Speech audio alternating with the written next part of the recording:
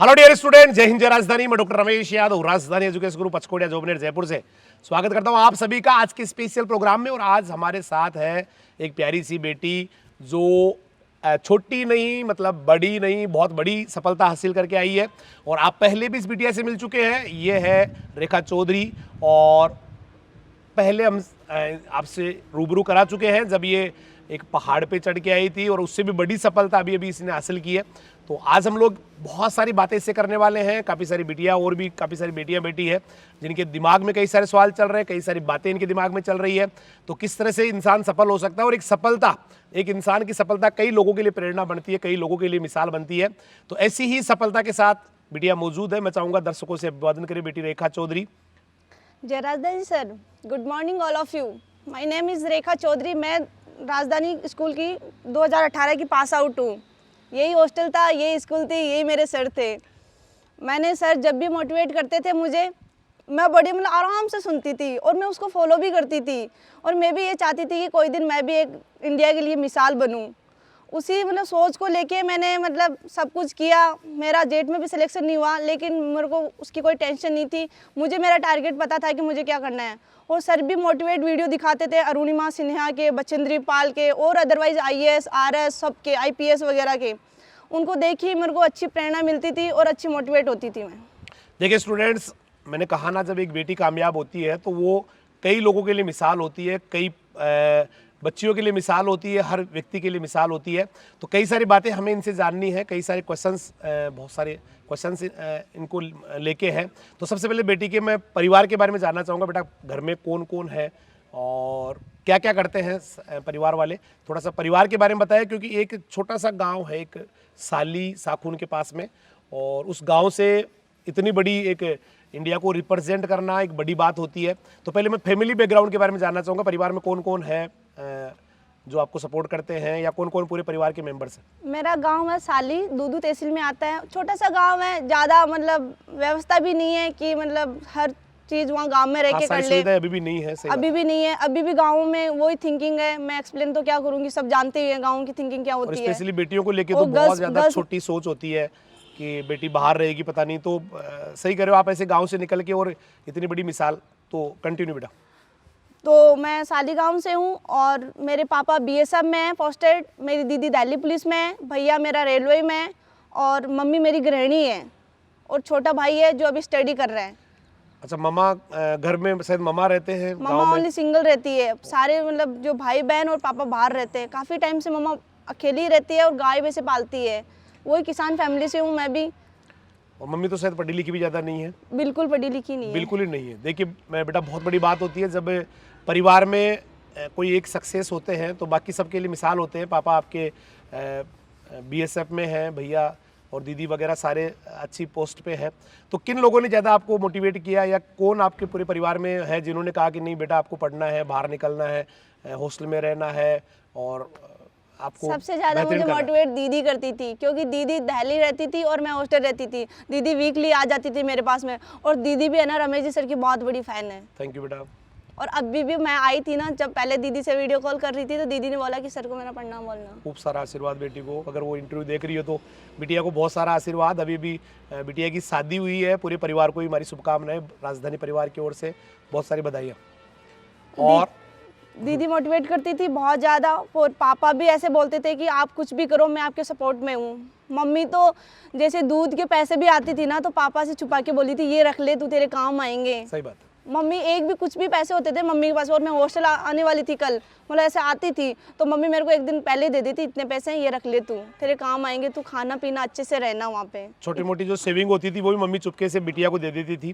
कुल मिला के पूरा परिवार बड़ा सपोर्टिव होता है। बड़ी बात होती है एक छोटे से गाँव से इस तरह की इतनी बड़े विचार, जहाँ हर कोई एक दकियानूसी विचार रखता है, उस परिवार में इतने बड़े विचार रखना और उसका रिजल्ट मिलना, और आप दोनों बहनों का, भैया का, इन सब का एक बहुत बड़ी सफलता हासिल करना, बहुत आगे बढ़ना।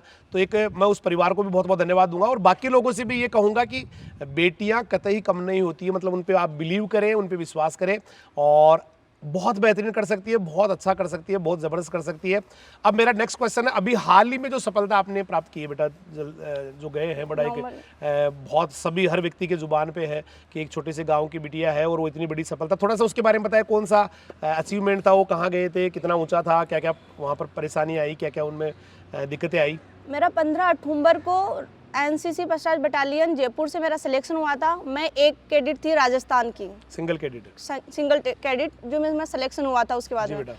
उसके बाद में मैं दार्जिलिंग गई, वहाँ पे भी मैं इंडिया की फर्स्ट कैडेट थी। बहुत बड़ी बात है। इंडिया की फर्स्ट कैडेट थी मैं वहाँ पे भी। उसके बाद में सिलेक्शन हुआ, सारी प्रोसेस चली माउंटेनिंग के कोर्स की। मेरा एमसी कोर्स था, एडवांस माउंटेनिंग कोर्स कंप्लीट तो नहीं हुआ था, मतलब ऐसे प्रोसेस चली थी। मैंने टाइगर हिल किया, उस टेस्ट में पास किया, फिजिकल टेस्ट में पास किया, रैपलिंग में पास किया, जो क्लाइंबिंग होती है ड्राई रॉक्स में वो क्लियर की। उसके बाद में हमारा था 25 अक्टूबर को सिक्किम की ओर टूर। सिक्किम से हमने जो जगह है वो वहाँ से चढ़ाई करते हैं, उसका नाम है युक्सुम। हमने वहाँ से चढ़ाई की, फर्स्ट चढ़ाई की 16 किलोमीटर। बहुत बड़ी बात है, 16 किलोमीटर की चढ़ाई करना पहाड़ के ऊपर, 90 डिग्री पहाड़ की एंगल, जो मतलब सीधा खड़ा है, हाई एटीट्यूड पे। बिल्कुल बेटा। उसके बाद में हमने वहाँ पे जो शोका था वहाँ पे रेस्ट लिया। फिर दूसरी जगह आती है शोका, वहाँ पे रेस्ट लिया 2 नाइट।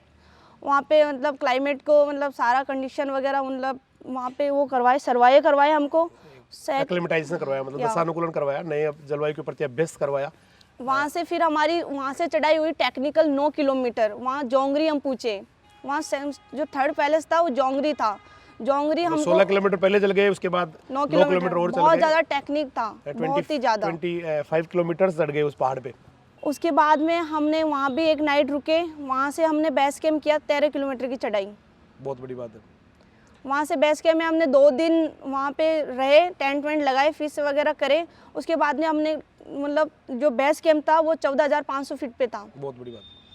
उसके बाद में हमने लोड फेरी की, वहाँ पे खुद का खाना खुद ही कैरी करना पड़ता है। आगे बेस कैंप तक ही हमको खाना मिलता है, अदरवाइज जो आगे जाओगे का जो रास्ता होता है बड़ा इस तरह का होता है, तो वहाँ पे खाना खुद ही लेके जाना पड़ता है। हाँ, खुद ही कैरी करना पड़ता है। बहुत ज़्यादा डिफिकल्ट था, टेक्निक भी था। वहाँ से हमने फिर मतलब आगे सर्वाइव करे 16,500 फीट पे। बहुत बड़ी बात है। बिल्कुल आइस थी, -15 डिग्री टेम्परेचर था That's और very low. हवाएं इतनी चलती है कि एक बार तो हवा आई ना तो सांस ही पता नहीं कहाँ गया। सेकंड बार ऐसा लगा कि हाँ जैसे सांस जैसे आ हम रहा ऊंचाई है। पे जाते हैं तो टेम्परेचर डाउन होता है, वायु एटमॉस्फेयर प्रेशर भी डाउन होता है, मतलब कम होता है, वायु दाब भी कम होता है, हवाएं बड़ी तेज चलती है, प्रेसिपिटेशन ज्यादा होता है। तो ऐसी स्थिति में -50 टेम्परेचर है, तो that's a very big problem with the every mountain. वहाँ एक दिन रुके, उसके बाद में हमारी 5 डेज ट्रेनिंग चली। जो एक ग्लेशियर था उसका भी 15 डिग्री टेम्परेचर था। 5 दिन बाद में ट्रेनिंग चली। मेरी ट्रेनिंग हुई 6 नवंबर को। दिवाली भी सेलिब्रेट उधर ही करे, पहाड़ों में। पहाड़ों वाली दीपावली बहुत याद आई थी। बर्फ वाली दीपावली। सही बात है। कुछ खाने को तो कुछ भी नहीं था, मैगी बना के खाए थे उस दिन, वो भी ब्यूटेन पे। उसके बाद मैगी दीपावली हो गई, मतलब दीपावली के दिन मैगी खा रहे हैं, दैट्स ए मैगी दिवाली। उसके बाद के अंदर हमारा 6 नवंबर को कंप्लीट हुई ट्रेनिंग। फिर जो एक्सपीडिशन प्लानिंग थी पीक सबमिट करने की, वो प्लानिंग चली। वो प्लानिंग नाइट में 12 बजे ख़त्म होती है, मॉर्निंग में 6 बजे उठ के चलना होता है। 6 o'clock उठते हैं, रात में लेट सोते हैं। प्लानिंग चल रही थी, मैगी खाई हुई थी और चल रही थी प्लानिंग की। हाँ कल ऐसे सबमिट करना है, इतनी टीम को जाना है, इतनी टीम को पीछे रहना है, इतनी को रोप फिक्स करना है, इतनी आइसेक्स उठाना है, इतना का मतलब वेट उठाना है, क्रेन फोन पहनना है, मतलब सारी ऑलमोस्ट सारी उसके रिगार्डिंग प्लानिंग चल रही थी। सुबह उठे 6 बजे, 4 बजे उठे, 4 बजे जैसे भी कुछ खाए वाए और लेके शूज़ वूज पहन के रेडी होके निकल गए। सही बात। निकलते निकलते क्रेन फोन पहन लिए, थोड़ा आइस ड्राई था, मतलब ड्राई जो रॉक्स था उसमें पत्थर गिरा तो मेरे हाथ में चोट लगी। That's very bad. चोट लगी तो मुझे लगा कि यार मेरे को नहीं जाना चाहिए, मैं नहीं कर पाऊंगी BC रोई सबमिट, मैं तो यहाँ से चली जाती हूँ, ऊपर आराम से टेंट में सोऊंगी। फिर ऐसे ध्यान आया, पहली बार तो मौका मिला है कम से कम, इसको फिर आगे भी तो सर को भी क्या बोलना है। मेरे को सर की बहुत याद आती थी वहाँ पे भी, सर को क्या बोलना है, राजधानी का इंटरव्यू होगा तो इंटरव्यू में क्या देंगे। हमने तो कुछ किया ही नहीं, ओनली ट्रेनिंग किया है, कुछ पिक वगैरह सबमिट नहीं किया थी। काफी सारे लोग उम्मीदें पाले बैठे थे, तो उनकी उम्मीदों पे अगर खरा नहीं उतरेंगे तो बहुत ही बुरा। रही बात प्रेशर था एनसीसी का, एनसीसी भी ये बोलते हैं कि कैडेट को भेजे, कैडेट ने कुछ रिजल्ट नहीं दिया, CO वगैरह और मेजर वगैरह सर का बहुत ज़्यादा प्रेशर था। चलो ठीक है, जैसे वहाँ पे कोई फैसिलिटी तो मिली नहीं, थोड़े बहुत ऐसे करे और चल लिए। कौन सी मम्मी थी जो वहाँ पे रो लेते। सही बात है, सही बात है। उसके बाद में हमने 6 बजे मतलब वहाँ से रवानगी ली पीक सबमिट करने के लिए। हम शाम को 4 बजे पीक सबमिट पे पूछे। इंडिया का फ्लैग के सामने जो फील होता है ना, वो दुनिया की सबसे बड़ी खुशी होती है। सही बात है। और मेरे को इतना आंसू आ रहे थे, वो भी खुशी के आंसू आ रहे थे कि मैं आज इतनी हाइट पे हूँ। और दीदी की शादी घर पे फंक्शन चल रहे थे, तैयारियां चल रही थी वहाँ पर, घर पे तैयारियां चल रही है और वहाँ पर दीपावली सारा कार्यक्रम उधर चल रहा है बेटी का, और मैगी से ही काम चल रहा है। बड़ी मतलब एक भाई एक आदमी को जो है ना न्यूट्रिशन भी चाहिए, जिस तरह का पहाड़ होता है, जिस तरह की ऊंचाई पे चढ़ना होता है, जिस तरह का एक्सरसाइज, जिस तरह का लेबर आगे करना होता है उसके हिसाब से। तो वहाँ पर ऐसी -50 टेम्परेचर है, बर्फ़ है, ऊपर से खाने का भी खुद को ही ले जाना पड़ रहा है, ज़्यादा कुछ होता नहीं है। और अच्छा, आम दिनों में क्या उससे पहले, जैसे पहले तो आगे ऊपर तो मैगी, लेकिन नीचे तो कुछ बढ़िया मिल रहा होगा पहले? हाँ, वहाँ जो हमारा बेस कैंप था 14,500 फीट पे, वहाँ पे खाने में ब्रेड मिलते थे, चावल मिलते थे, दाल मिलती थी। इनसे खा के काम चलाते थे। सही बात। इतना खा भी नहीं सकते, उतनी भूख भी नहीं लगती हाई एल्टीट्यूड पे। बिल्कुल। और इतना खाना भी नहीं देते थे कि मतलब पता नहीं कि किसी का ऑक्सीजन लेवल कम हो जाए तो किसी जैसे को नीचे डाउन करना पड़े, तो मतलब टीम को रेस्क्यू करने में दिक्कत होगी। सही बात। उसके बाद में सूप मिलती थी, कॉफ़ी मिलती थी, चाय मिलती थी, जो आर्टिफिशियल पाउडर से बनाते हैं ना सर, वो वाली चाय मिलती थी। दार्जिलिंग की दूध तो चाय, खैर होता नहीं था वहाँ। दूध तो नहीं था, भैंस ऊपर जा भी नहीं सकती इतनी ऊपर। तो दिक्कत तो आती है। उसके बाद में हमारा 4 बजे के समथिंग शाम को 7 नवंबर को सबमिट हुआ बीसी रोई पीक। एकमात्र कैडेट थी राजस्थान की मैं गर्ल्स जो पहली बार वो पीक सबमिट करी थी। बहुत बड़ी बात, दैट्स गुड। उसकी हाइट थी 18,500 feet. 18,500 feet height from the sea level. बहुत ऊंचा हो गया। 5,700 मीटर। बहुत बड़ी बात होगी। 5,700 मीटर मतलब 5 किलोमीटर हो गया, सीधा अगर खड़ा करे तो 5 किलोमीटर की ऊंचाई होगी। तो ये तो एवरेस्ट ही आ गया, लगभग 9 किलोमीटर का एवरेस्ट हो जाता, तो लगभग बीच में से तो चले गए। हाँ, और नेक्स्ट एवरेस्ट का मतलब 3rd कैंप हमने सबमिट कर लिया, मतलब आप आइडिया लगा सकते हो उसका। सबमिट हुआ, उसके बाद में डाउन हुए। डाउन होते मतलब जैसे नीचे डाउन होते तो नी में तो प्रॉब्लम होती है, नी भी ट्विस्ट हो गया। बेड लग गए, एंगल ट्विस्ट, नी ट्विस्ट, स्वेलिंग आ रही थी, पेन भी हो रहा था, लग रहा था आप किसको बोले। यहाँ पे तो इतनी फैसिलिटी भी नहीं है, डॉक्टर्स वगैरह की कुछ फैसिलिटी नहीं मेडिकल थी। फैसिलिटी ऊपर इतने हाइट पे होती नहीं है। सही बात। कुछ नहीं किया, मतलब मफलर था बांधने का, उस मफलर को निकाला और पैर को बांध लिया टाइट। ऊपर का नीचे का ब्लड नीचे, ऊपर का ब्लड ऊपर, और चल लिए। नीचे आए बेस कैंप में हमारा 16,500 फीट पे, वहाँ आए तो पूरा पैर स्वेलिंग था। फिर भी लग रहा था कि मैंने बीसी रोई सबमिट किया है। सही बात। कोई ना, पैर वैर तो ठीक हो जाएगा नीचे जाते ही, ऐसे था। उसके बाद में हमने 11 नवंबर को नीचे सर्वाइव डाउन किए। उसके अंदर सारी जो प्रोसेस होती है वहाँ पे माउंटेन के रिकॉर्डिंग जो बताते हैं, नट्स कैसे लगाते हैं, सर्क्यू रेस्क्यू कैसे करते हैं, किसको मतलब हाइपो कैसे हैपो हो जाते तो किसको क्या करते हैं, वो सारी मतलब हमको सब कुछ सिखाते थे। और एक्वेरियम इक्विपमेंट के बारे में सिखाते थे। वो ट्रेनिंग का मैटर हो गया उधर। सही बात है। आपका कोई क्वेश्चन हो तो पूछो। पहले मैं और थोड़ी सी बातें और कर लेता हूँ। अच्छा, घर पे कभी कभी मम्मी या पापा या कभी किसी ने कहा कि नहीं बेटा, अब तो कभी तो कहा हो ऐसा कि नहीं बेटा हो नहीं पाएगा, अपने तो थोड़ा सा पढ़ाई पे ध्यान लेते हैं, ध्यान लगा लेते हैं, न कि ये पहाड़ों वहाड़ों का ये बच्चों के काम होते हैं, या इसको तो आदमी कर सकते हैं, तो बेटी है। ऐसे कभी इस तरह का कोई वाकया हुआ जब आपको लगा कि घर वालों ने थोड़ा सा कहीं से कहीं थोड़ा सा ढीलापन उनके अंदर था? पापा बोलते थे पहाड़ों में क्या है, कुछ नहीं है पहाड़ों में, मतलब इतनी पाली पोसी है तो कहीं वहीं रह जाएगी तो हम क्या करेंगे। तो मैं ऐसे बोलती थी। पापा ये भी बोलते थे जॉब लगना, सेटल हो जा, और अब तेरी शादी भी करेंगे तो तेरे को ना जॉब लगे तो तू लग लेनी, तेरी शादी करेंगे। तो मैं ऐसे बोलती थी पापा सुपरवाइजर का रिजल्ट आने वाला है, उसमें मैं सेलेक्ट हो जाऊंगी। इसके लिए भी बधाई हो आपको, आपका सुपरवाइजर में सिलेक्शन भी हो गया। मतलब साथ साथ ही आप पहाड़ भी चढ़ रहे, इधर राजस्थान सरकार की नौकरी पे भी चढ़ गई, मतलब उसमें भी आप आ गए। तो ये बड़ी सफलताएं हैं, 2 सफलताएं आपको मिली है। और एक बड़ी बात होती है कि आप पूरा उधर फोकस कर रहे हो, साथ साथ पढ़ाई को भी मेंटेन कर रहे हो, सब्जेक्ट को भी मेंटेन कर रहे हो, और वहाँ भी आपका सिलेक्शन होता है, तो डबल खुशी आपको। और मैंने सुपरवाइजर की तैयारी कैसे करी थी, राजधानी जो चैनल है उसके यूट्यूब की क्लासें लेके।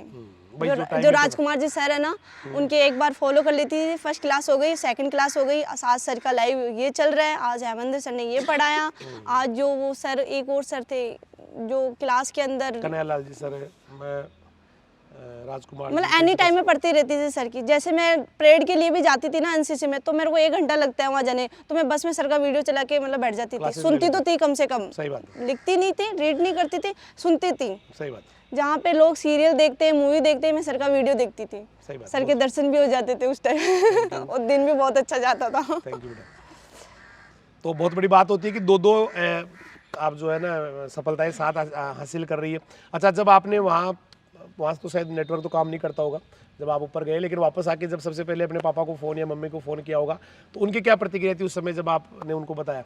मैंने फर्स्ट टाइम दीदी को कॉल किया, तो दीदी ने बोला अरे मेरी शादी है तो आ जाना। मैंने बोला कब हुआ ये? बोले ये हो गया, तेरे को आना है 18 को, तो आ जाना, और 21 को शादी, अपने फेरे हैं। मैंने बोला यार दीदी इनविटेशन दे रही है, बोला मेरी शादी है ना? फिर मैंने बोला दीदी मैंने ऐसे मतलब सबमिट किया और मेरी इतने दिन की ट्रेनिंग की सही हुई और मेरे कोई चोट वोट नहीं आई। उस टाइम तो क्या बताएं उनको। सही बात। और दीदी मैं सही सैप हूँ और सैप अभी नीचे उतर रहे हैं। बीच में कुछ 5000 के लगभग नेटवर्क आया था किसी का, जियो का, तो हमने बात की थी। उस टाइम 1 महीने से बात हुई थी मेरी घर वालों से। बहुत बड़ी बात। दिवाली को भी बात नहीं हुई, उससे पहले भी बात नहीं हुई थी, क्योंकि मेरा जो नेटवर्क था वोडाफोन का, वो नेटवर्क ही नहीं आता था दार्जिलिंग में, तो बात हो भी नहीं पाती। तो सारे दिन थके हुए रहते, तो नाइट में तो बस शूज़ नहीं खोले जिस पहले तो नींद आ जाती थी। ठीक बात।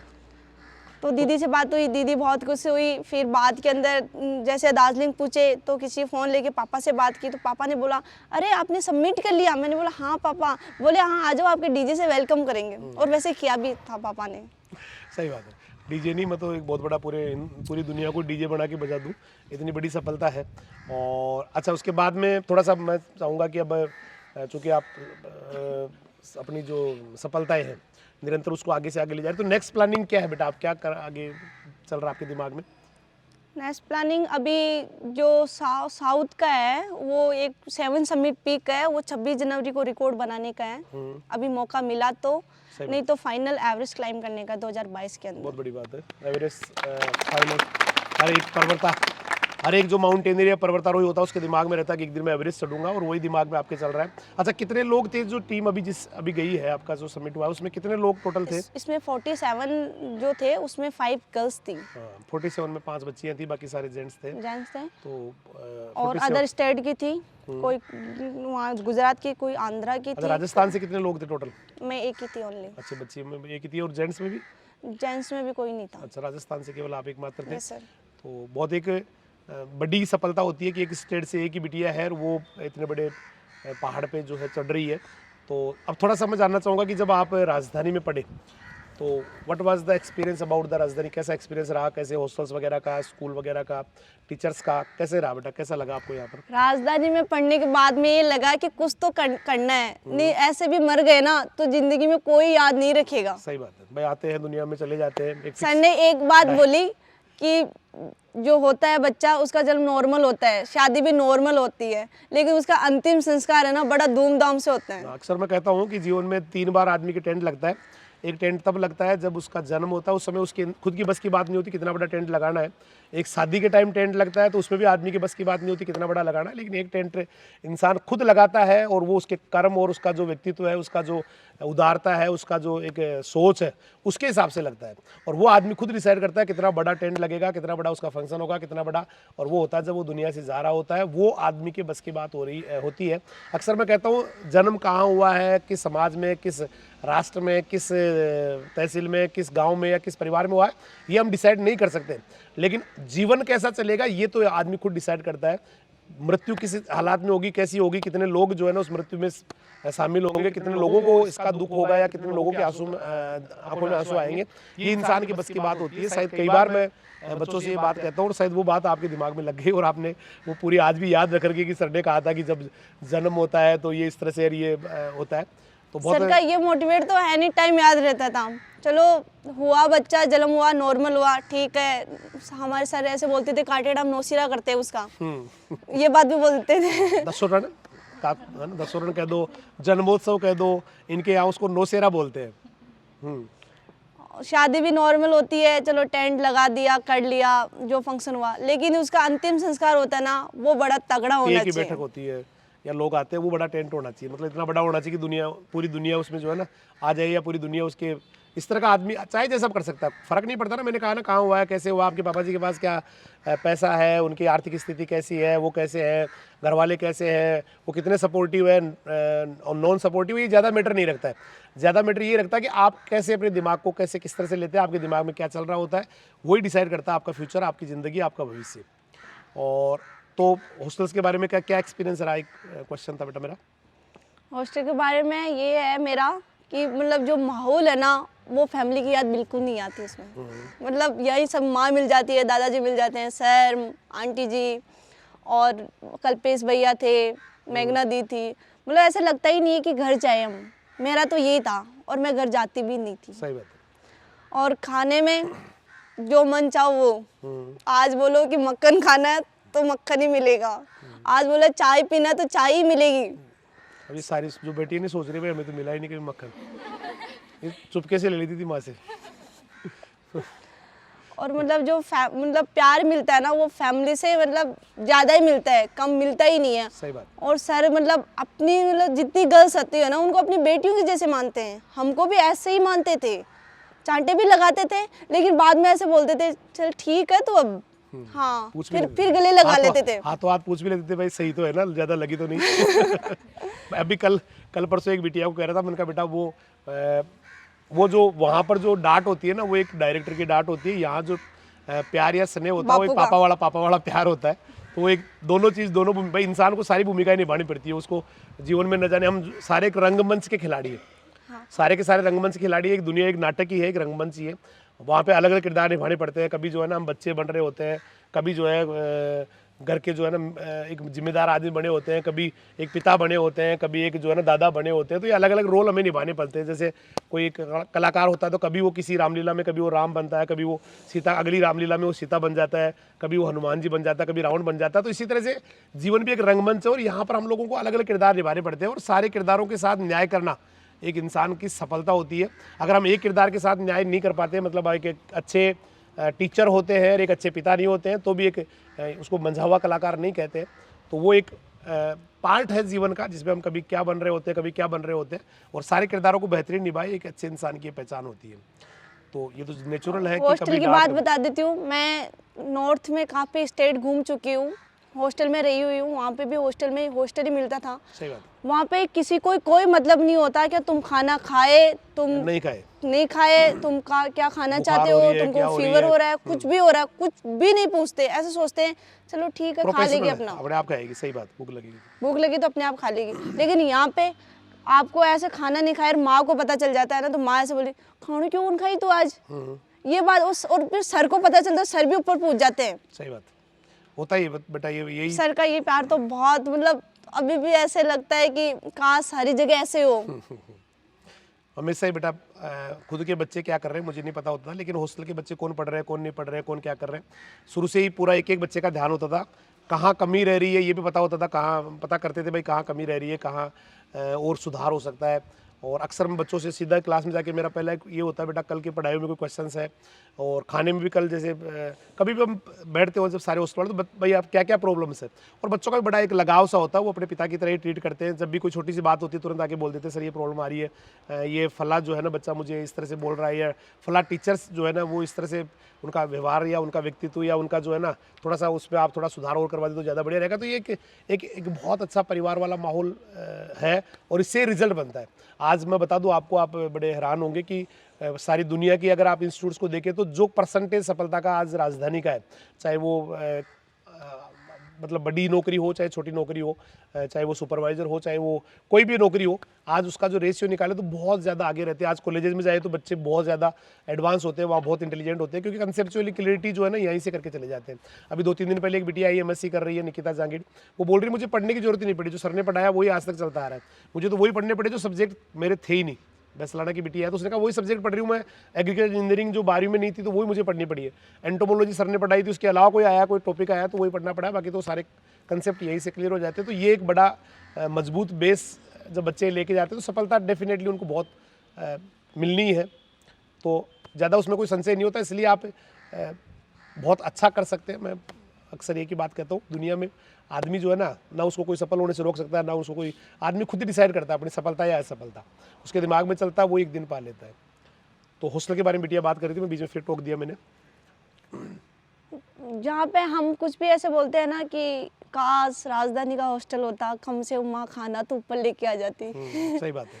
काश ये राजधानी का होता तो कम से ऊपर रूम में आ जाता। काश बीमार होते तो सर बोलते बीमार है क्या। तो वैसा वो हॉस्टल का माहौल मुझे मिला ही नहीं। मैं पूरे नॉर्थ में घूम गई, सही बात है। सिक्किम, दार्जिलिंग, गैंगटोक, जलपाईगुड़ी, सिलीगुड़ी, ये मेरे सारे मतलब देखे हुए हैं। असम वगैरह, उत्तराखंड, देहरादून, दून बिजनेस स्कूल मैंने विजिट किया है। वहाँ पे भी इतना मतलब है ही नहीं कहीं। हाँ, नहीं होता है। प्रोफेशनल होते हैं लोग, इतना स्नेह प्रेम उनका नहीं होता। टेबल पे खाना खा रहे हैं ना, कोई पास में वो भी नहीं पूछेगा और कैसा है, मतलब बिल्कुल भी कुछ नहीं, किसी से मतलब ही नहीं रखते हैं। और यहाँ पे तो एक फैमिली की तरह रहते हैं। सही बात है। और इंस्टीट्यूट के बारे में बेटा, टीचर्स वगैरह के बारे में या वहाँ के माहौल के बारे में, बच्चियों को लेकर क्या डिसिप्लिन है उसके बारे में थोड़ा सा। हम मतलब राजधानी का जो डिसिप्लिन है ना, वो दुनिया का जो इंडिया में जितने भी मतलब इंस्टीट्यूट है ना, उनसे टॉप पे है। क्योंकि हम जब ऐसे मतलब ऐसा डिसिप्लिन था हमारे टाइम में, और अभी भी होगा, कि जैसे हम जा रहे हैं ना तो हमारे मतलब जो रूट में है ना हम ही चलेंगे, अदरवाइज कोई भी मतलब भैया वगैरह कोई भी नहीं आएंगे। सही बात है। जैसे गर्ल्स छूट रही है ना तो सारे क्लास वाले सारी क्लास मतलब बैठेगी, गर्ल्स चलेगी ओनली फॉर। और सरकार मतलब उधर भी हॉस्टल में भी फैसिलिटी, उधर भी खाना खाने की मतलब एक देसी तरीके से, कुछ दिखावा नहीं है वहाँ पे कि चलो प्लेट है धो के खा लो। मतलब स्ट्रगल करना सिखाते हैं सब सर, कि चलो मतलब सब कुछ तुमको सेफ ही मिल जाएगा तो तुम क्या करोगे ज़िंदगी में। तो सब कुछ सेल्फ करना होता है, यही राजधानी सिखाती है, यही चीज़ कि खुद सेल्फ करो, खुद स्ट्रगल करो। सही बात है बेटा। और थोड़ा सा मैं ये भी, जो बच्चियाँ जो आज जिनके फादर जो है, मदर जो है, वो थोड़ा सा यूँ सोचते हैं कि मुझे अपनी बच्ची को नहीं पढ़ाना, मेरी बेटी को जो है ना नहीं पढ़ाना, मुझे केवल उसको काम लगा देना है, वो अपना काम करती रहेगी, ये करती रहेगी। तो उन लोगों के लिए क्या मैसेज है जो दकियानुसी विचार रखते हैं, जिनके दिमाग में चल रहा है कि बेटियाँ तो केवल एक भेड़ बकरी की तरह होती है, जिनको कहीं भी डाल दो, उसके बाद ससुराल में जो है ना उनको भेज दो, वहाँ काम करती रहेगी। तो ऐसे लोगों के को क्या संदेश देना चाहेंगे बेटा? उन लोगों को संदेश है, एक बार बिलीव करके तो देखो अपने घर के मेंबर पे, अपनी बेटी पे। दुनिया के मतलब अभी जो ज़्यादा बॉयज़ नहीं है, वो सबसे ज़्यादा बेटर गर्ल्स कर रही है। ठीक बात है, बिल्कुल। और आपको भी इतना कोऑपरेट करना चाहिए। जो कोई बोल रहा है पड़ोसी, तो उनका सुनना नहीं चाहिए, उनको ऐसा जवाब देने के लिए रेडी होना चाहिए कि वो भी मेरा टाइम आएगा, उस दिन तेरे को मुंह तोड़ के मैं जवाब दूंगी। सही बात है। आज लोगों ऐसे थिंकिंग रखना चाहिए, हमको भी इतना थिंकिंग रखना चाहिए। और उनको तो मतलब ऐसे रियलाइज भी नहीं हो उस टाइम कि मैंने उनकी बात सुनी है या फिर उनकी मतलब बात को बहुत ज़्यादा गौर किया है, इग्नोर कर देना चाहिए। और जब अपना टाइम आना, जब उनको जाके बोलना चाहिए मैंने ये कर लिया, करके दिखाना चाहिए। सही बात है। मतलब उनको जवाब जो है ना केवल आप वैसे नहीं देना। जब जिस दिन आपको भाई, ये जो इस तरह की बातें भी आदमी को सफल कर देती है। बहुत बार जो है ना इंसल्ट आदमी को सफल कर देती है। कहते हैं कि दुनिया के दो बड़े ग्रंथ हैं, रामायण और महाभारत, और दोनों में ही इंसल्ट की वजह से वो सारा का सारा जो है ना खेल रचता है। महाभारत की बात करें तो कहते हैं जब इंद्रप्रस्थ बनाया तो बहुत सुंदर बनाया था, और वहाँ पर एक बार दुर्योधन घूमने के लिए जाते हैं, और जहाँ पर उनको पानी लगता है वहाँ फर्श होता है, जहाँ फर्श होता है, इस तरह से वो चल रहा होता है। तो द्रौपदी वहाँ से हंस जाती है, तो दुर्योधन उसको एक अपमान के रूप में लेते हैं, और वो एक छोटा सा अपमान जो है ना इतना बड़ा महाभारत कर जाता है। कहते हैं इसी तरह से रामायण में जब सीता का स्वयंवर चल रहा होता है तो वहाँ रावण भी स्वयंवर में आए थे, ऐसा माना जाता है, ऐसा कहीं मिलता है उल्लेख।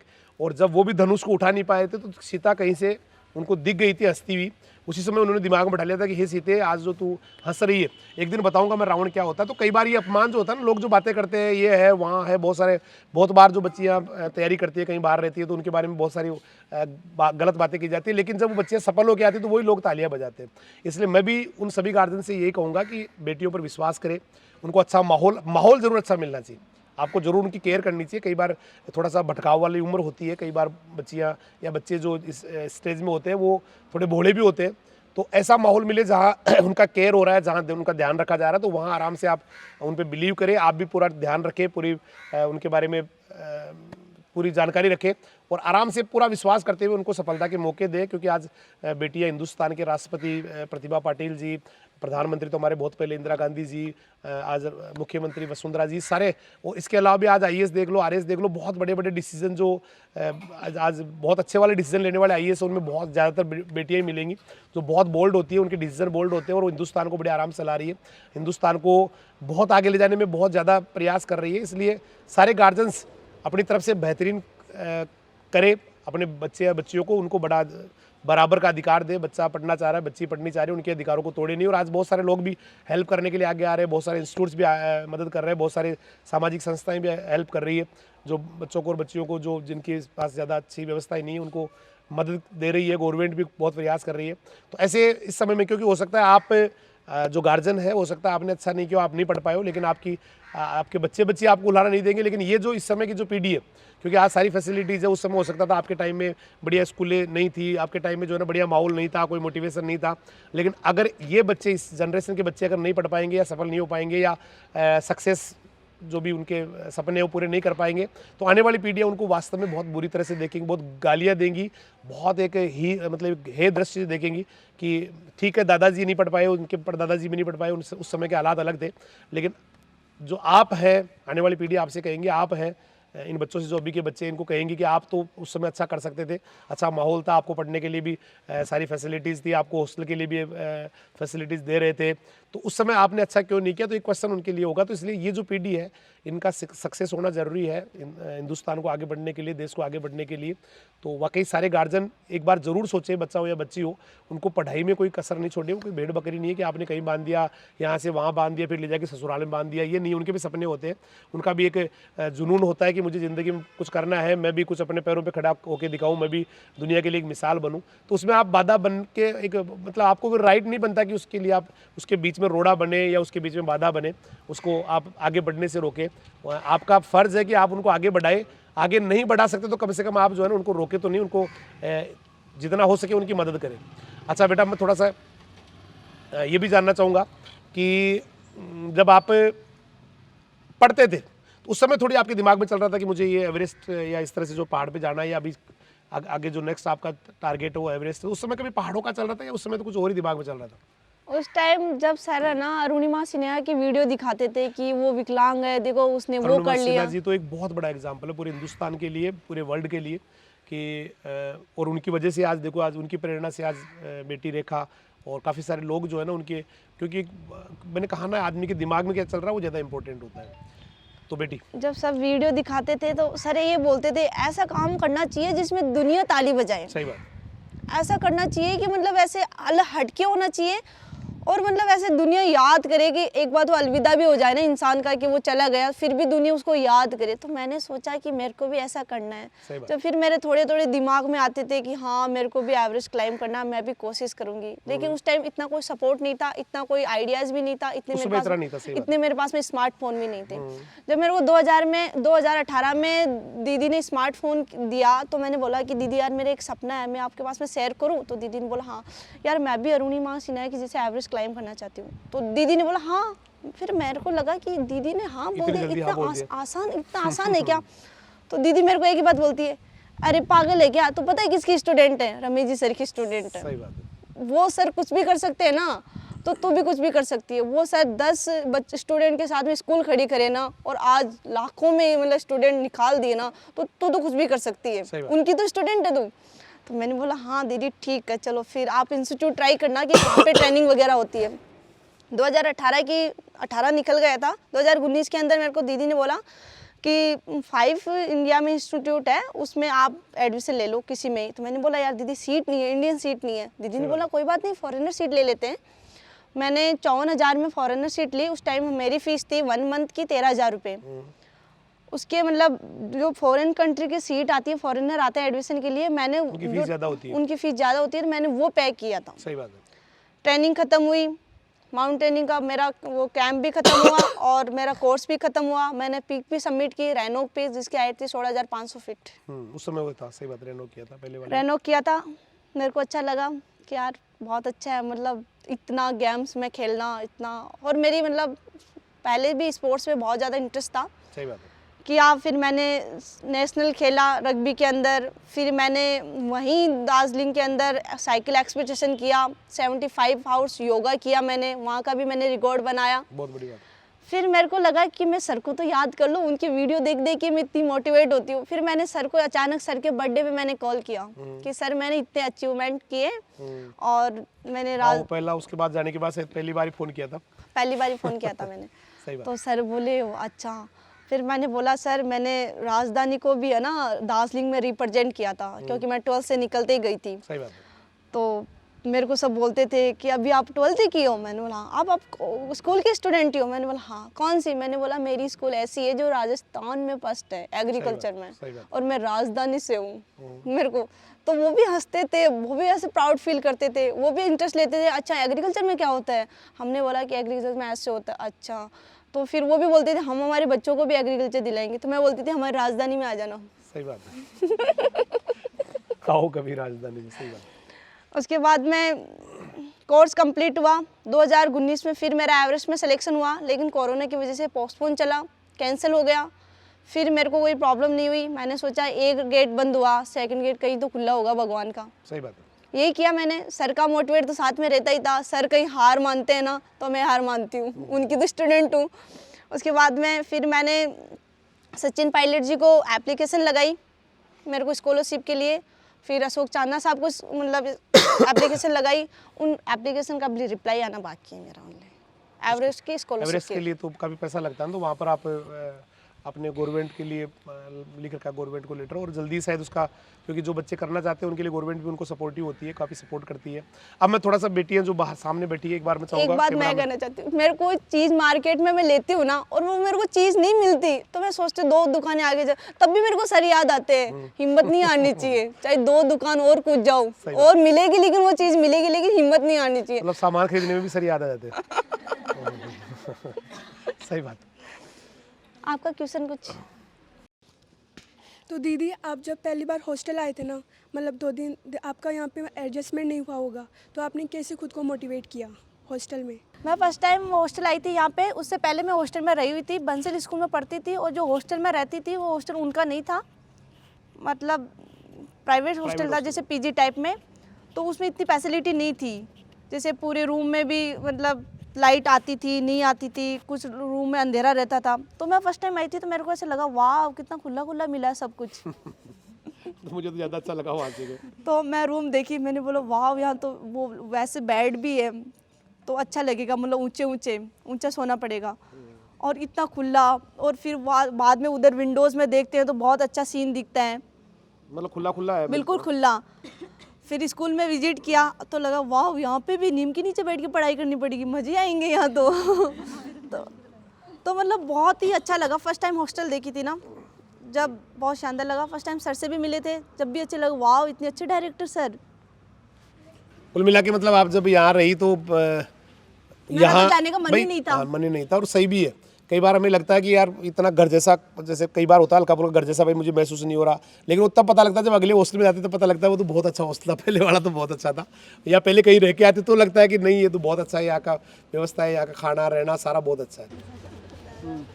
दीदी जब हम किसी टारगेट के बारे में सोचते हैं तो हमें लगता है कि कभी एक डर खौफ रहता है मन में कि हम उसको कभी पूरा नहीं कर पाए, तो आपने कभी उसको कैसे अचीव किया कि हम उसको पूरा नहीं कर पाए तो उसका डर को कैसे दूर करें? सर ने अक्सर मोटिवेट में कहते होंगे सर का अक्सर मोटिवेट में ये रहता है कि माइंड उसी काम करता है जैसे अपन सोचते हैं वैसे रिएक्ट करता है। सही बात है। अपनी बॉडी भी वैसे रिएक्ट करती है। तो अपन पहले टारगेट के बारे में सोचते हैं तो पहले सोचा हुआ रहता है, प्लानिंग तो माइंड में चलती रहती है, लेकिन उसमें डिस्कनेक्ट नहीं होना चाहिए कि यार ये होगा नहीं हो। एक बार जो डिसीजन ले लिया ना, उसको चाहिए या तो मरो या करो, ये डिसीजन अपना होना चाहिए। जिस समय हम लोग किसी निर्णय को ले रहे होते हैं उस समय वो निर्णय सही या गलत नहीं होता है, हम कोई भी वो तो गलत या सही उसको साबित करना पड़ता है। और डर सबको होता है, डर बिना तो कुछ होता ही नहीं। कोई भी है जो आज बहुत सफल हुआ है, कोई भी IAS बना है या आप एवरेस्ट पे यहाँ पे आज पीक को सबमिट करके आए, तो दिमाग में डर तो चलता ही है, लेकिन उस डर को जीतना ही सफलता है। अक्सर मैं बच्चों से कहता हूँ कि जब अर्जुन कर्ण से युद्ध करने जा रहे थे तो जयद्रथ उनको कहते हैं कि हे पार्थे, हे कुंते, हे अर्जुन, आज आप दुनिया के महान योद्धा से लड़ने जा रहे हैं, तो आपको डर नहीं लग रहा? तो अर्जुन बड़े मुस्कुरा के कहते हैं कि वो काट के योद्धा होते हैं मद्र नरेश, जिनको डर नहीं होता है। मुझे डर है कि मैं एक महान योद्धा से लड़ने जा रहा हूँ, लेकिन उस डर को ही आज मैं मारने जा रहा हूँ, उस डर को ही आज खत्म करने जा रहा हूँ। तो डर हमेशा होता है बेटा, कभी भी हम लोग किसी टारगेट को सेट करते हैं तो डेफिनेटली हमारे दिमाग में कई बातें आती है, लेकिन उसको उस डर को खत्म करना ही सफलता है। तो बिटिया शायद ऐसा ही कुछ कहना चाह रही है। जैसे ऐसे होता है कि अपनी एज होती है और अपना लास्ट एग्ज़ाम होता है कि मैं इसके बाद मैं एग्ज़ाम नहीं दे पाऊँगा, डिस्क्वालीफाई हो जाऊँगा। उस टाइम भी डर रहता है कि ये क्लियर नहीं हुआ तो मेरी एज हो जाएगी, मैं आगे मतलब फॉर्म फिल नहीं कर सकता। सही बात है। तो मतलब उसको साबित करना होता है हमको कि हाँ मैं करूँगी, मैंने ये डिसीजन लिया है। तो और वैसे अपन वैसे सोचेंगे तो वैसे माइंड रिएक्ट वैसे ही करेगा कि नेगेटिव सोचे तो नेगेटिव करेगा, पॉजिटिव सोचे तो पॉजिटिव रिएक्ट करेगा। मतलब डर होगा, डर को जीतना होगा, कुल मिला के बात ये है। दीदी सबसे पहले तो आपको कॉन्ग्रेचुलेशन। मैं ये पूछना चाहती हूँ कि है ना, जब आपने है ना सोचा कि मैं माउंट एवरेस्ट पे चढ़ना चाहती हूँ या फिर आपका जो भी ड्रीम है उसके बारे में, तो आपके मन में कभी नेगेटिव विचार नहीं आए कि मैं ऐसा कर भी सकती हूँ या नहीं कर सकती? ऐसे आए थे। तो आपने कैसे अपने आप को मोटिवेट किया? डिमोटिवेट तो होते हैं, लेकिन खुद को सेल्फ मोटिवेट करना ज़रूरी होता है, क्योंकि पास वाले तो करने से रहा कि तू यार ये कर ले या फिर आप ये कर लो। तो उसमें मतलब सर के मोटिवेट या अदर कुछ जो अच्छे सक्सेस हुए हैं मेरे फील्ड में, जैसे मैं माउंटेनिंग में तो मैं अरुणिमा सिन्हा के वीडियो देखती हूँ, अनीता कुंडू मैम के देखती हूँ, बछेंद्री पाल के देखती हूँ, मनीषा चौधरी के देखती हूँ। मतलब इनके वीडियो देख के खुद को मतलब ऐसे होता है कि यार ये लोग कर सकते हैं तो हम क्यों नहीं कर सकते, हमारे में क्या कमी है। सही बात। और सर तो एक ही बात बोलते हैं, कमी किसी में ही नहीं होती, कमी खुद के मन से बनते हैं कि मेरे में ये कमी है, मेरे पास में ये नहीं है, मेरे पास में ये नहीं है। वो ये काम करने में रह जाते हैं और सपने तो पता नहीं कब साकार होते हैं उनके। ठीक बात। मतलब कुल मिला के नेगेटिव, देखो विचारों को आप कंट्रोल नहीं कर सकते, you can't control your ideas. क्योंकि एक आदमी के एक रिसर्च हुआ है जिसमें यह आया कि एक आदमी के दिमाग में 60,000 विचार आते हैं पर डे के। एक दिन में एक आदमी के दिमाग में 60,000 आइडियाज आते हैं, और उसमें आप कभी भी उसको ये नहीं भाई पॉजिटिव आए, ऐसे नहीं हो सकता है ना। नेगेटिव आए या पॉजिटिव आए या दोनों के बीच के आ जाए, ऐसे आप डिसाइड नहीं कर सकते। आपको तो जो आ रहे विचारों को उनको आने देना है, लेकिन हावी जो है ना वो केवल पॉजिटिव विचारों को होने देना है। और नेगेटिविटी आती है देखिए बहुत बार, और जैसे कोई आदमी किसी काम के लिए तैयारी कर रहा है जिसमें वो सफल होने वाला, उसके ठीक पहले भी उसके दिमाग में ऐसे आता है पता नहीं क्या होगा आगे, पता नहीं मैं कर भी पाऊंगा कि नहीं कर पाऊंगा, लेकिन वो एक दिन कर जाता है, क्योंकि वो जो नेगेटिव वाले हैं ना उनके ऊपर कम गौर करता है, पॉजिटिव वाले पर पूरा ध्यान देता है और एक दिन वो सफल हो जाता है। दीदी जब आपका 11th-12th के साथ फाउंडेशन के साथ जेट में सिलेक्शन नहीं हुआ तो आप डिमोटिवेट हुए से या फिर मोटिवेट हुए कि आपको आगे कुछ और अच्छा मिला? जब मैं 11th-12th में फाउंडेशन से थी राजधानी स्कूल से, जब सर ने 2 महीने की कोचिंग करवाई और हमारा जो 11 से ही मतलब कोचिंग चल रही थी, फाउंडेशन का मीन तो यही होता है कि नींव मजबूत करना, लेकिन ये था कि मतलब कहीं अटकेंगे नहीं, चलो नहीं हुआ सिलेक्शन कोई बात नहीं, लेकिन हमारी फाउंडेशन तो है ना, मजबूत है हो गई ना। हमारी। सही बात। जैसे मैंने 2018 का पेपर दिया यहाँ से निकलते हुए, मेरा जेट में नहीं हुआ तो मैं 0.75 से रह गई थी सुपरवाइजर में, और मैं यहाँ से ही कोचिंग थी, वही पढ़ाई आज इधर काम आ गई। फिर भी ऐसे बुरा नहीं लगा, चलो ठीक है आगे वाली वैकेंसी में ट्राई करेंगे। फिर 2021 में आई तो मैंने लगा कि मैं कोचिंग कर लेती हूँ, लेकिन फिर टाइम का मैनेज बैठा नहीं, तो मैंने सोचा कोई ना ऑनलाइन क्लासेस ले लेती हूँ। ऑनलाइन क्लासेस ली तो पहले तो ऐप के बारे में पता नहीं था इतना, फिर बाद में यूट्यूब पर देखा तो सर की क्लासें थी, तो यूट्यूब पर स्टडी करते थे, पेपर क्लियर हुआ और 23 को रिजल्ट आया था नवंबर को, लेकिन मैं 26 को देखी थी। मतलब कुल मिला के वो नींद पढ़ाई वही काम आ गई भाई। सुपरवाइजर बनने के लिए आप कोई फिजिकली तो कहीं क्लास में जाके बैठे ही नहीं, तैयारी तो 11th-12th वाली फाउंडेशन था, उसके हिसाब से आज नौकरी लग गई, सरकारी नौकरी में आप सेलेक्ट हो गए, बात वही है, काम वही आ गई। तो उस समय तो हो सकता था बुरा लगा होगा, लेकिन आज वो पढ़ाई यहाँ पूरी काम में आ गई, तो आज वो उसका फ़ायदा मिल गया। और जब भी कोई गर्ल से मिलते हैं जो BSc ऑनर्स से करी हुई है जेड से, तो हम बोलते हैं ना कि कहाँ से कोचिंग की, तो वो अदर इंस्टीट्यूट बताते हैं हमको, तो मैं बोलती हूँ राजधानी, तो चाहे मुझे कुछ भी नहीं आता हो लेकिन वो 2 कदम पीछे हो जाती है कि ये राजधानी से है। इसका मतलब नॉलेजफुल है। सही बात। BSc MSc की भी भाई वहाँ से पढ़ के भी आ गई तो भी नॉलेजफुल है। 2018 में फिर मैंने एक टूर किया था एजुकेशन का, जो दून बिजनेस कॉलेज है देहरादून के अंदर, वहाँ पे मेरा कंपटीशन ऐसे क्विज चल रहा था एग्रीकल्चर का, तो वहाँ से मेरा कंपटीशन MSc वाली लड़की से करवाया। सही बात। क्विज तो सारे बोले हमारा गोल्ड भी हमारा ही होता है धुन का ही, और सिल्वर ही हमारा होता है। तो मैं बोली आपने सुना होगा राजधानी का नाम, सर मैं वहाँ से हूँ। तो बीकानेर के कोई डीन रहे हुए थे, डुलाटिया सर, वहाँ के भी डीन थे उस टाइम। सही बात तो है। बोले हाँ मैं आपकी स्कूल से जानता हूँ। तो हमारा कंपटीशन हुआ, हम कम से कम 100-150 आदमी मतलब बच्चे बैठे थे, सारे बाहर निकल गए। एमएससी वालों से मेरा ही मतलब हुआ क्विज, वो 2 थे हम भी 2 थे, मतलब हमारा पैर बना हुआ था उनका पैर बना हुआ था, वो दोनों एमएससी के थे, मैं तो 12 से ही निकली हुई थी। सही बात है, उसके बाद में मेरी 2nd रैंक रही वहाँ पे। बहुत बड़ी बात। फिर यही बात हुई कि यार मैंने तो मेरा तो फिर 2nd रैंक रही तो फिर जेट में तो हो जाना चाहिए सिलेक्शन, लेकिन नहीं हुआ। कोई बात नहीं, तो अलग भी रास्ता होता है, एक रास्ता बंद हो जाता है तो ये निराश नहीं होना चाहिए कि मेरा जेट में नहीं हुआ मैं वापस नहीं करूँगी, पता नहीं इस बार इतने आए तो मैं वापस करूँगी, तो इतने इसी तो बढ़ेंगे। एक बार ट्राई तो करो। सही तुम। बात, सही बात, प्रयास करना छोड़ने नहीं चाहिए। छोड़ना नहीं चाहिए। सेकंड बात, मेरा वहाँ पे 2nd रैंक आई तो मेरे को बहुत प्राउड फील हुआ कि यार मैं राजधानी से हूँ। जितने भी गर्ल्स मेरे पास में होती है मतलब राजधानी से नहीं होती अदर इंस्टीट्यूट, तो वो बोलते हैं यार हमारा तो ड्रीम ही रह गया राजधानी में जाने का। सही बात, मतलब वहाँ पढ़ के आते ये भी एक सपना होता है। एक महर्षि अरविंद की गर्ल्स है जो मनसा गुज्जर नाम है, उसको वो पता नहीं कौन से इंस्टीट्यूट से, जोमनेर से, नाम तो पता नहीं, और नाम होगा तो मैं याद नहीं लूँगी। वो मेरे को एनी टाइम जब भी मेरी कॉलिंग पे बात होती है ना दीदी से, तो वो ये बोलती है यार मेरा तो ड्रीम ही रह गया राजधानी पढ़ना, राजधानी में पढ़ने का। सही बात। और फिर वो उनका भी सुपरवाइजर में सिलेक्शन हुआ है अभी, वो यही बात बोलते हैं तो राजधानी जाए ना तो एक बार मेरे को सर से मिलवाना। सही बात। और वो मेरे देख राजधानी की क्लासें लेती थी और वो कमेंट भी आते करती थी। सर मनसा गुजर का आता था। मनसा गुजर का आता था वो, और उसका तो ड्रीम ही यही था कि यार मैं काश मैं भी राजधानी में पढ़ने का मौका मिलता मुझे। सही बात। कॉन्ग्रेचुलेसन दीदी, आपका सिलेक्शन हुआ। आप यहाँ से 11th-12th पास करके गई और आगे आपने आपके ड्रीम के बारे में सोचा, तो आपने अपने आप को कैसे मोटिवेट किया, कैसे आपने अपना टाइम टेबल सेट किया? कुछ डर वर तो लगा होगा आपको।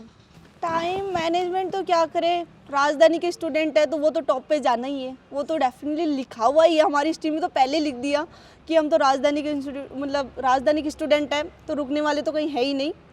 उसके बाद में भी डिमोटिवेट होते थे तो सर के वीडियो तो बहुत है यूट्यूब पे, देखो 2 मिनट में मोटिवेट। सही बात। 2 मिनट में तो ऐसा लगता था एवरेज से भी ऊपर चले गए हम तो।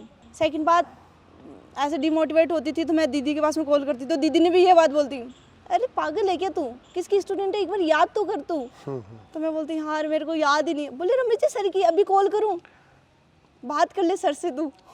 ये बोलती थी।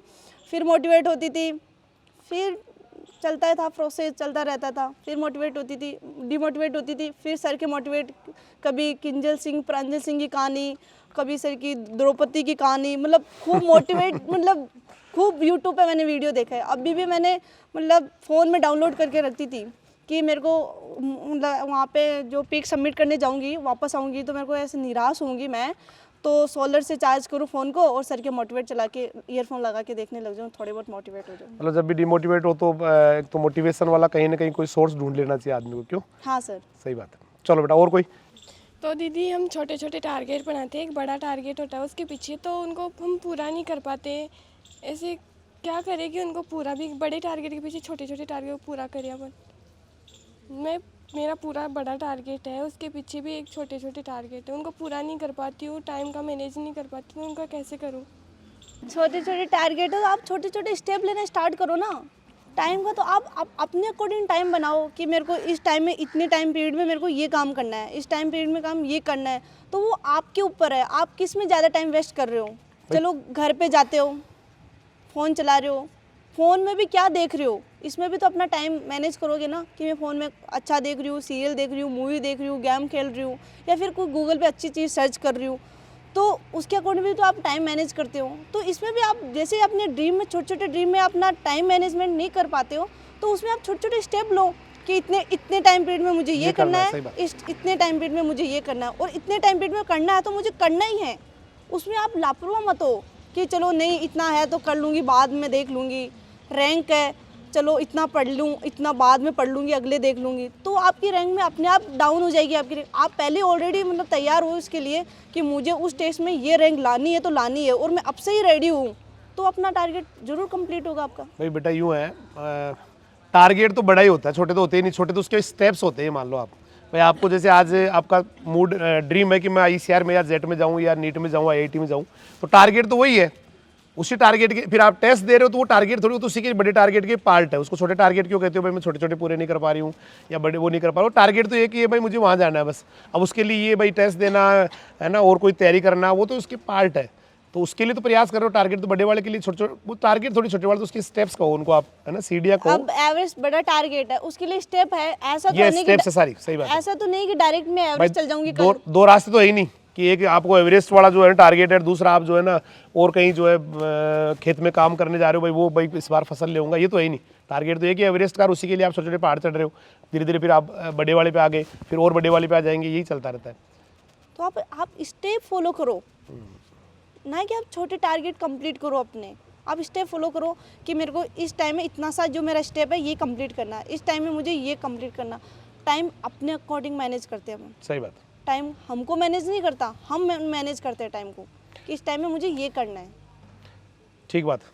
दी मेरा ड्रीम है कि मैं आईएएस ऑफिसर बनूं, लेकिन कई बार अपने ऐसा होता है कि कोई लोग अपनी लाइफ में ऐसे आते हैं, वो आकर कहते हैं अरे आईएएस बनना, कोई मजाक थोड़ी आईएएस बनना, अरे तू नहीं कर पाएगी, तू छोड़ दे उस चीज़ को, अरे तुझसे नहीं होगा, अरे कोई ऐसा थोड़ी होता है कि तू बन जाएगी, अरे वो ना वहाँ से बढ़कर आई थी लेकिन वो नहीं बन पाई, तू कैसे बन जाएगी आईएएस।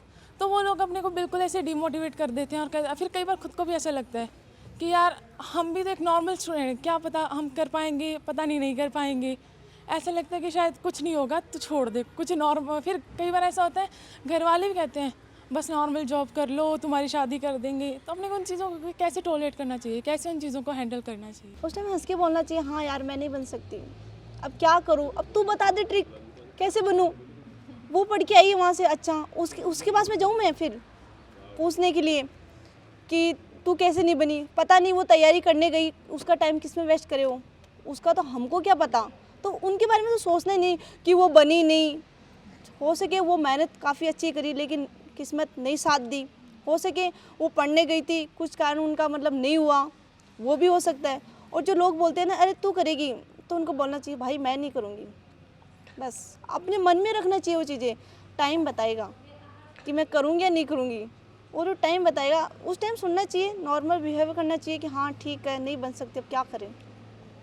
मतलब कुल मिला के जो लोग हैं ना, लोगों की अगर परवाह करने लगे, लोगों के बारे में सोचने लगे, लोग ये कर रहे हैं, लोग वो कह रहे हैं, तो शायद आप अपने टारगेट से भटक जाएंगे। दिमाग में एक ही चलना है कि नहीं करके ही दिखाना है, और इसको तो जवाब देना है। जिस इंसान जो ये कह रहा है कि नहीं कर पाओगे आप, तो आपसे तो होगा ही नहीं, आपकी तो 7 पीढ़ी भी नहीं कर पाएगी, उसको तो कम से कम जो है ना जवाब देना है। और दिमाग में उसी समय शपथ लेनी है अपने आप से, एक अपने आप में जो है ना एक प्रण लेना है कि नहीं मैं तेरे को तो कम से कम करके दिखाऊंगी, या तेरे को तो मैं करके दिखाऊंगा। मेरे हिसाब से बाहर की आवाज़, क्योंकि बाहर की आवाज़ें बहुत सारी आवाज़ें आती है, और उन पर अगर फोकस करने लग गए ना हम, जैसे एक कहानी में अक्सर बच्चों से सुनाता हूँ कि एक मेंढकों की प्रतियोगिता होती है। तो एक तालाब के बीचों बीच एक पोल गाड़ दिया जाता है, एक खंभा लगा दिया जाता है जो बहुत ज़्यादा चिकना होता है, और उसके ऊपर थोड़ा सा ऑयल वगैरह और लगा के उसको बहुत ज़्यादा एक लुब्रिकेंट कर दिया जाता है, बिल्कुल फ्रिक्शन लेस कर दिया जाता है। और वहाँ पर सारे मेंढक आ जाते हैं पूरे कोई कहाँ से आ रहा है, कोई कहाँ से आ रहा है। जब पूरे तालाब में घोषणा होगी कि एक राजा बनाएंगे, तो राजा बनना किसको बुरा लगता है, सारे मेंढक आ जाते हैं। अब उन मेंढकों में से एक मेंढक चढ़ना शुरू करता है, एक मेंढक ने चढ़ना शुरू किया, तो बाकी सारे जितने मेंढक जो इकट्ठे थे ना, वो सारे चिल्लाते ओए पकड़ ले, ओए गिर जाएगा, ओए थोड़ा साइड में, अरे थोड़ा अरे ये कर दे। वो बेचारा ना वापस स्लिप होकर नीचे आ जाए।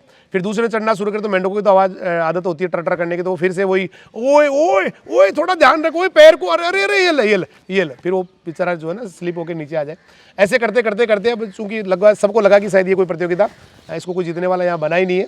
लेकिन हर प्रतियोगिता के लिए, जिस समय कोई भी प्रतियोगिता होती है, उसको कम से कम एक इंसान उस समय धरती पे ऐसा होता है जो उसी प्रतियोगिता के लिए बना हुआ है, इस कंपटीशन के लिए बना हुआ है। मे भी आप बिलीव कर सकते हैं, जैसे द्रौपदी का स्वयंवर होता है, तो वहाँ पर सारे राजा जो होते हैं वो कोई भी उस मछली के ऊपर, आपने कभी देखा हो घूमती हुई एक वुडन फिश होती है, लकड़ी की मछली होती है, उसको उसकी आँख में एक टारगेट लगाना था, तो वहाँ पर वो लोग नहीं लगा पाते, सारे लोग नहीं लगा पाते। तो सारे राजा द्रुपद की आंखों में भी आंसू आ जाते हैं कि क्या मेरी बेटी कुंवारी रहेगी, क्या ये स्वयंवर को जीतने वाला धरती पे है ही नहीं क्या।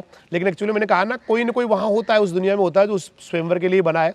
तो अर्जुन एक ब्राह्मण के वेश में आता है, वो आपको ध्यान है, वो टारगेट पूरा करता है। तो इसी तरह से राम, जब सीता जी का स्वयंवर हो रहा था, सेम केस था, वहाँ पर भी कोई धनुष उठा नहीं पा रहा था, लेकिन वहाँ भी उस समय धरती पे ऐसे भगवान थे, या भगवान के रूप में एक इंसान थे जो उसी स्वयंवर के लिए, मान सकते कि उस स्वयंवर के लिए ही वो वहाँ आए थे और उस स्वयंवर को जीते हैं। तो वहाँ मेंढकों में भी सेम केस था कि मेंढक सारे जो है ना वो चढ़ नहीं पा रहे, मतलब जो भी था वो टारगेट पूरा नहीं कर पा रहे थे, कोई भी पोल पे चढ़ नहीं पा रहा था।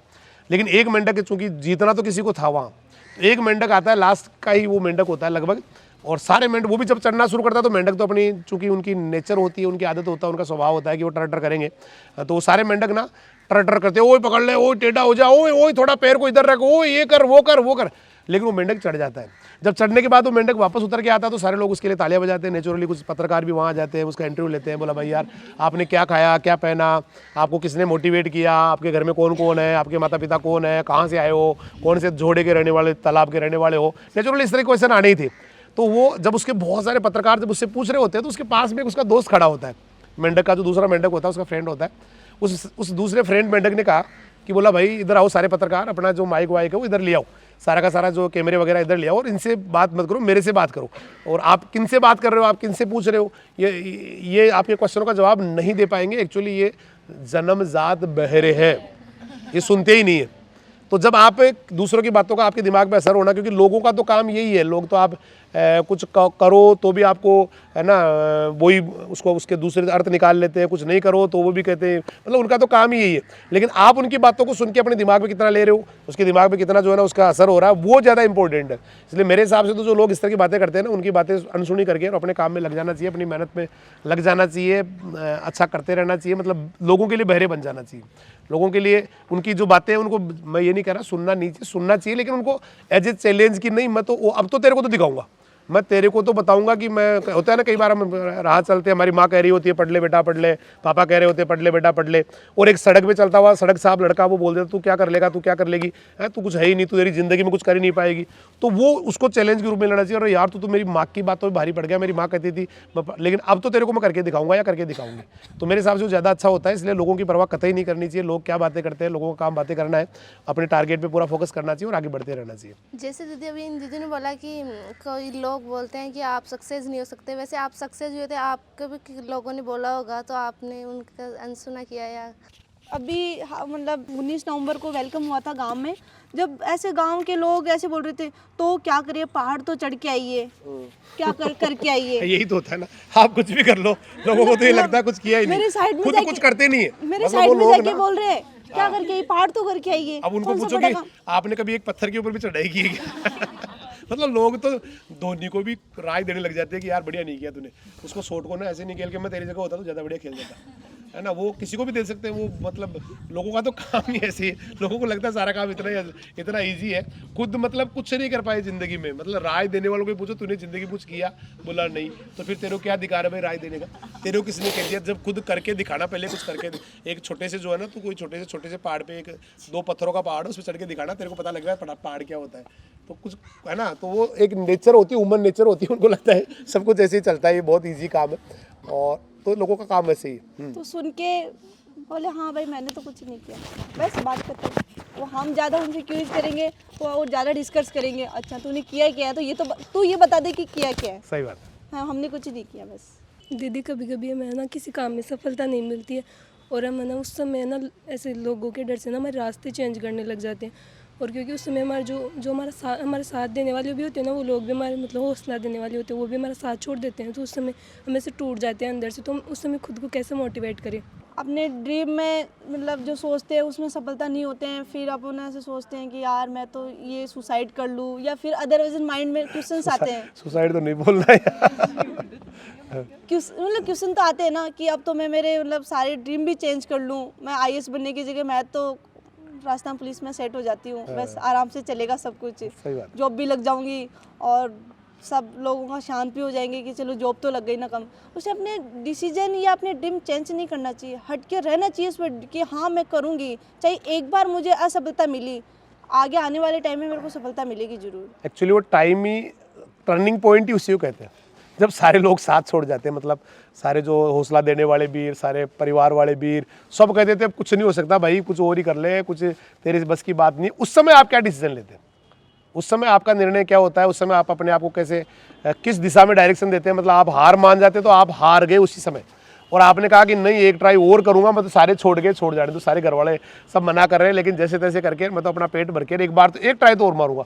वही आपका सफलता वाला ट्राई होता है। आप दुनिया की जितने भी लोग आज तक सफल हुए हैं उनकी हिस्ट्री उठा के देख लेना, जिस समय वो लग रहा है कि ये हो गए, खत्म हो गए सब कुछ, उस समय अगर उन्होंने एक प्रयास और किया ना, एक अटेम्प्ट किया, तो वो सफल हो गए बेटा। इसलिए आप सारी दुनिया छोड़ जाए तो भी आपको अपना हौसला नहीं खोना है, आपको अपनी हिम्मत नहीं खोनी है, अपनी जो ताकत है उसको ज़्यादा बटोरना है। और इस बार पूरा भाई, इस बार कोई कमी नहीं रखूंगा। मैं आपको बताऊं एक IAS में थोड़े दिनों पहले एक IAS के बारे में सुन रहा था, जिन्होंने वो फर्स्ट अटेम्प्ट में उनका सिलेक्शन नहीं हुआ, सेकंड अटेम्प्ट में उन्होंने प्री किया, थर्ड अटेम्प्ट में वो मेंस तक गए, उसके बाद फोर्थ अटेम्प्ट में जो है ना फिर वापस उनका इंटरव्यू में नहीं हुआ, फिफ्थ अटेम्प्ट में कहीं भी नहीं हुआ, और वही बेटी लास्ट और 6 अटेम्प्ट में इंडिया को फर्स्ट रैंक देती है, मतलब हिंदुस्तान की पहली रैंक आती है। तो लास्ट अटेम्प्ट, कभी कोई लास्ट नहीं होता, पहली बात तो लास्ट अटेम्प्ट वही है जिस दिन आप सफल हो गए, क्योंकि आदमी मैदान छोड़ता है उसी दिन वो हारता है, जब तक वो लड़ता रहता है तब तक वो चैंपियन रहता है, बाकी तो हार ये जीत चलता रहता है जीवन में। फिर आज मैं फिर हारूंगा, फिर कल खड़ा होकर वापस आ जाऊंगा, फिर लड़ूंगा, फिर हार जाऊंगा, फिर खड़ा होकर आ जाऊंगा, एक दिन तो जीत जाऊंगा ना। तो इसलिए सारी दुनिया जिस समय छोड़ देना, तो वो आपके लाइफ का टर्निंग पॉइंट है। उस समय आप क्या निर्णय लेते हैं वही आपके भाग्य को डिसाइड करता है। दीदी, अगर आप सपोज करो अगर आपका जेट में सिलेक्शन होता तो क्या आप माउंट एवरेस्ट पे जाते जेट को छोड़ के? जेट में सिलेक्शन नहीं हुआ, उसको मैंने चैलेंज के रूप में लिया। चाहे मतलब जेट में हो जाता, कहीं यूनिवर्सिटी अच्छी मिल जाती, इतना टाइम नहीं मिलता, तो फिर वही BSc करते, फिर प्री-PG करते। सपने पूरे नहीं होते, तो मतलब सपने तो बदल गए थे ना उस समय, पढ़ते पढ़ते सपने बदल गए थे कि नहीं मुझे तो ये करना है। अब वो फिर वो जेट में होता तो शायद ये सपने पूरे हो जाते। जैसे मैं आपको बताऊं, मैं भी अपने लिए कि मेरा जो सपना है या आज भी है, उस समय भी था, मेरा यही था कि मैं बच्चों को पढ़ाऊँगा, है ना। और उसी समय जैसे 12वीं क्लास में था, पटवारी का फार्म भरा, उसमें सिलेक्शन नहीं हुआ, तो उस समय तो मुझे बुरा लगा था, लेकिन आज मुझे अच्छा लग रहा है कि यार मेरा नहीं हुआ तो शायद मैं आज बच्चों के बीच में और अपने सपने पूरे कर रहा हूँ। मुझे बच्चे वाकई बहुत अच्छे लगते हैं, उनके खिलखिलाते हुए चेहरे, उनके हंसते हुए चेहरे, उनके पढ़ाने के बाद में जो संतोष वाला जो भाव आता है बच्चों में, वो शायद सबसे बड़ा इनाम होता है, प्राइज़ होता है।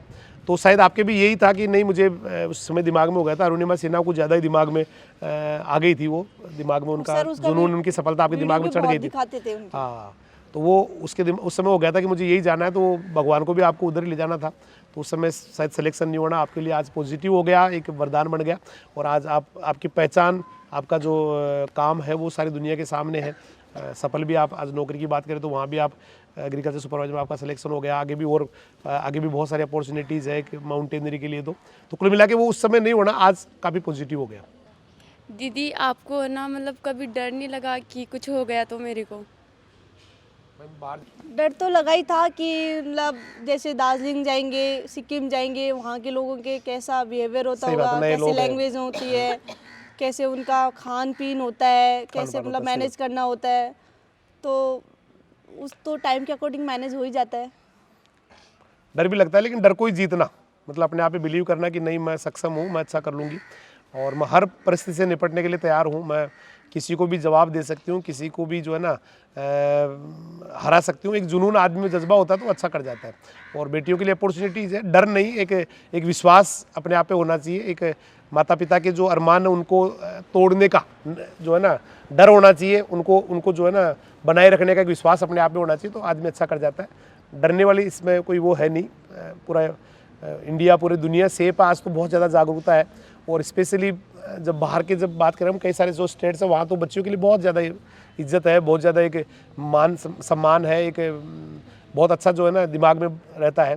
तो डर वाली कोई बात नहीं। मेरे हिसाब से सभी बेटियों को जो है ना हमेशा एक जुनून के साथ और एक पागलपन के साथ, अपने काम को लेके पागलपन के साथ आगे बढ़ता रहना चाहिए। तो दीदी, मतलब जो हमारे पेरेंट्स होते हैं ना, वो इतना हार्ड वर्क करके हमें इतनी दूर पढ़ने के लिए भेजते हैं, तो उनका सपना होता है कि जो भी उनके बच्चे हैं ना वो अच्छा काम करे, सिर्फ पढ़ाई में ध्यान दे। तो बच्चे भी बहुत मेहनत करते हैं, फिर भी उनकी रैंक अच्छी नहीं आती है, और जो उनके साथी होते हैं ना उनकी रैंक अच्छी आती है, तो उसे डिमोटिवेट हो जाते हैं कि जो पेरेंट्स इतनी मेहनत कर रहे हैं वैसे फालतू में जा रहा है, मेरी कोई मतलब रैंक भी अच्छी नहीं आ रही है, तो कैसे खुद को मोटिवेट करे।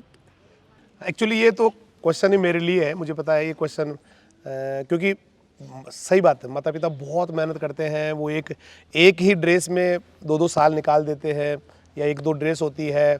मदर जैसे गाँव की बात करें तो मम्मी जो है ना वो पीहर से जो कपड़े लेके आती है उनसे वो 2 साल 3 साल उसके बाद फिर से पीहर ही जाके भाई चलो है ना उधर मम्मी से मिल आती हूँ, 1-2 ड्रेस भी ले आती हूँ, ऐसे ही होता है। मतलब उनके साथ वो जी रहे होते हैं, लेकिन बच्चों के लिए वो 5-5 ड्रेस 7-7 ड्रेस 10-10 ड्रेस, उनकी फीस उनका सारी फैसिलिटीज़ उनके लिए पूरा करते हैं। और उस समय दिमाग में होता भी है। देखिए एक अच्छा बच्चा तो इस चीज़ को बहुत पॉजिटिव लेता है कि मेरे मदर फादर इस समय मैं तो कुछ भी नहीं कर रहा हूँ, एक पंखे के नीचे बैठा हूँ या मैं तो एक चारपाई पे बैठा हूँ या एक टेबल चेयर पे बैठ के पढ़ रहा हूँ, लेकिन मेरे पापा जी इस समय खेत में काम कर रहे हैं। इतनी ठंड के अंदर भी वो सिंचाई कर रहे हैं, इरीगेशन कर रहे हैं, पौधों खेतों को फसलों को पानी दे रहे हैं, वो फावड़ा लेके लगे हुए हैं। मेरी मम्मी जो है ना वो सुबह 4 बजे उठती है, सुबह 4 बजे उठ के भैंस का गोबर डालती है, उनका दूध निकालती है, दिन भर चारा डालना, उसके बाद खेत में काम करना, है ना सारा। तो एक पॉजिटिव जो बच्चा होता है वो तो उसको चैलेंज के रूप में लेता है कि वो इतना कर रहे हैं तो मैं मुझे इसमें क्या दिक्कत आ रही है, मैं तो आराम से बैठ के पढ़ ही तो रहा हूँ ना, तो मुझे कोई भाई चारे को ले जाके डालना है या कहीं जो है ना कचरे में बैठना है या कपड़े मेरे जो खराब होने हैं, ये तो है ही नहीं। मैं तो एकदम नहा धो के आराम से बैठ रहा हूँ और मुझे केवल पढ़ना है। मेरे मदर फादर कितना मेहनत कर रहे हो, फावड़ा लेके लगे हुए हैं, कितने बड़े उनका जो त्याग है, कितना बड़ा उनका संघर्ष है, तो उनके सामने तो मेरा कुछ है ही नहीं। तो वहाँ पर तो मेरे हिसाब से आपको ये चीज़ें मोटिवेट करनी चाहिए कि मेरी मम्मी मेरे पापा कितना मेहनत करके मुझे आज यहाँ पहुँचा रहे हैं। अब आती है बात कि मैं जब पढ़ता हूँ तो मेरा रिजल्ट जो है ना वो इतना बढ़िया नहीं आता है, जबकि दूसरे साथ वालों का बढ़िया आता है। तो एक्चुअली मैं थोड़े दिनों पहले 4 या 5 दिन पहले आपसे बेटा कह रहा था कि जो लोग आज अच्छा कर रहे हैं ना वो इसलिए अच्छा कर रहे हैं क्योंकि उन्होंने बहुत तपस्या की है, पहले बहुत तपस्या की है। वो आदमी जैसा चाहता है ना वैसा बन जाता है उसका दिमाग। वो शुरू में जब उनको लगता था कि वो भी उनका कोई रिजल्ट जल्दी नहीं आता था, वो भी जब पढ़ते थे तो फिर उसके बाद रिजल्ट पॉजिटिव नहीं आता था। मतलब वो जैसे आज कोई बच्चा पढ़ना शुरू करता है, मान लो उसके 5 नंबर आ रहे हैं, अब उसने बहुत मेहनत किया तो 7 नंबर पे आ गया, लेकिन दूसरे बच्चों के 10-10 आ रहे हैं, इजी गोइंग आ गए, 10 में से 10 आ रहे हैं, है ना। लेकिन वो लगातार अगर कोई बच्चा उसकी प्रैक्टिस करता है ना उसको, वो हम लोग गलती क्या करते हैं, हम लोग यही तो गलती करते हैं कि हम लोग जल्दी थोड़ा सा, हमें क्विक रिजल्ट चाहिए, हम जल्दी से रिजल्ट चाहते हैं कि कल ही मैंने बहुत पढ़ाई की और मेरे 10 में से 10 आने चाहिए, और मैंने या मुझे जो है ना मैं नंबर 1 पे आ जाना चाहिए, मेरा नंबर 1 पोजीशन होनी चाहिए, मैं बहुत इंटेलिजेंट बन जाना चाहिए। ऐसे नहीं होता है, थोड़ा सा उसमें टाइम लगता है। वो आपकी देखिए भगवान किसी को इतना आसानी से नहीं देता है।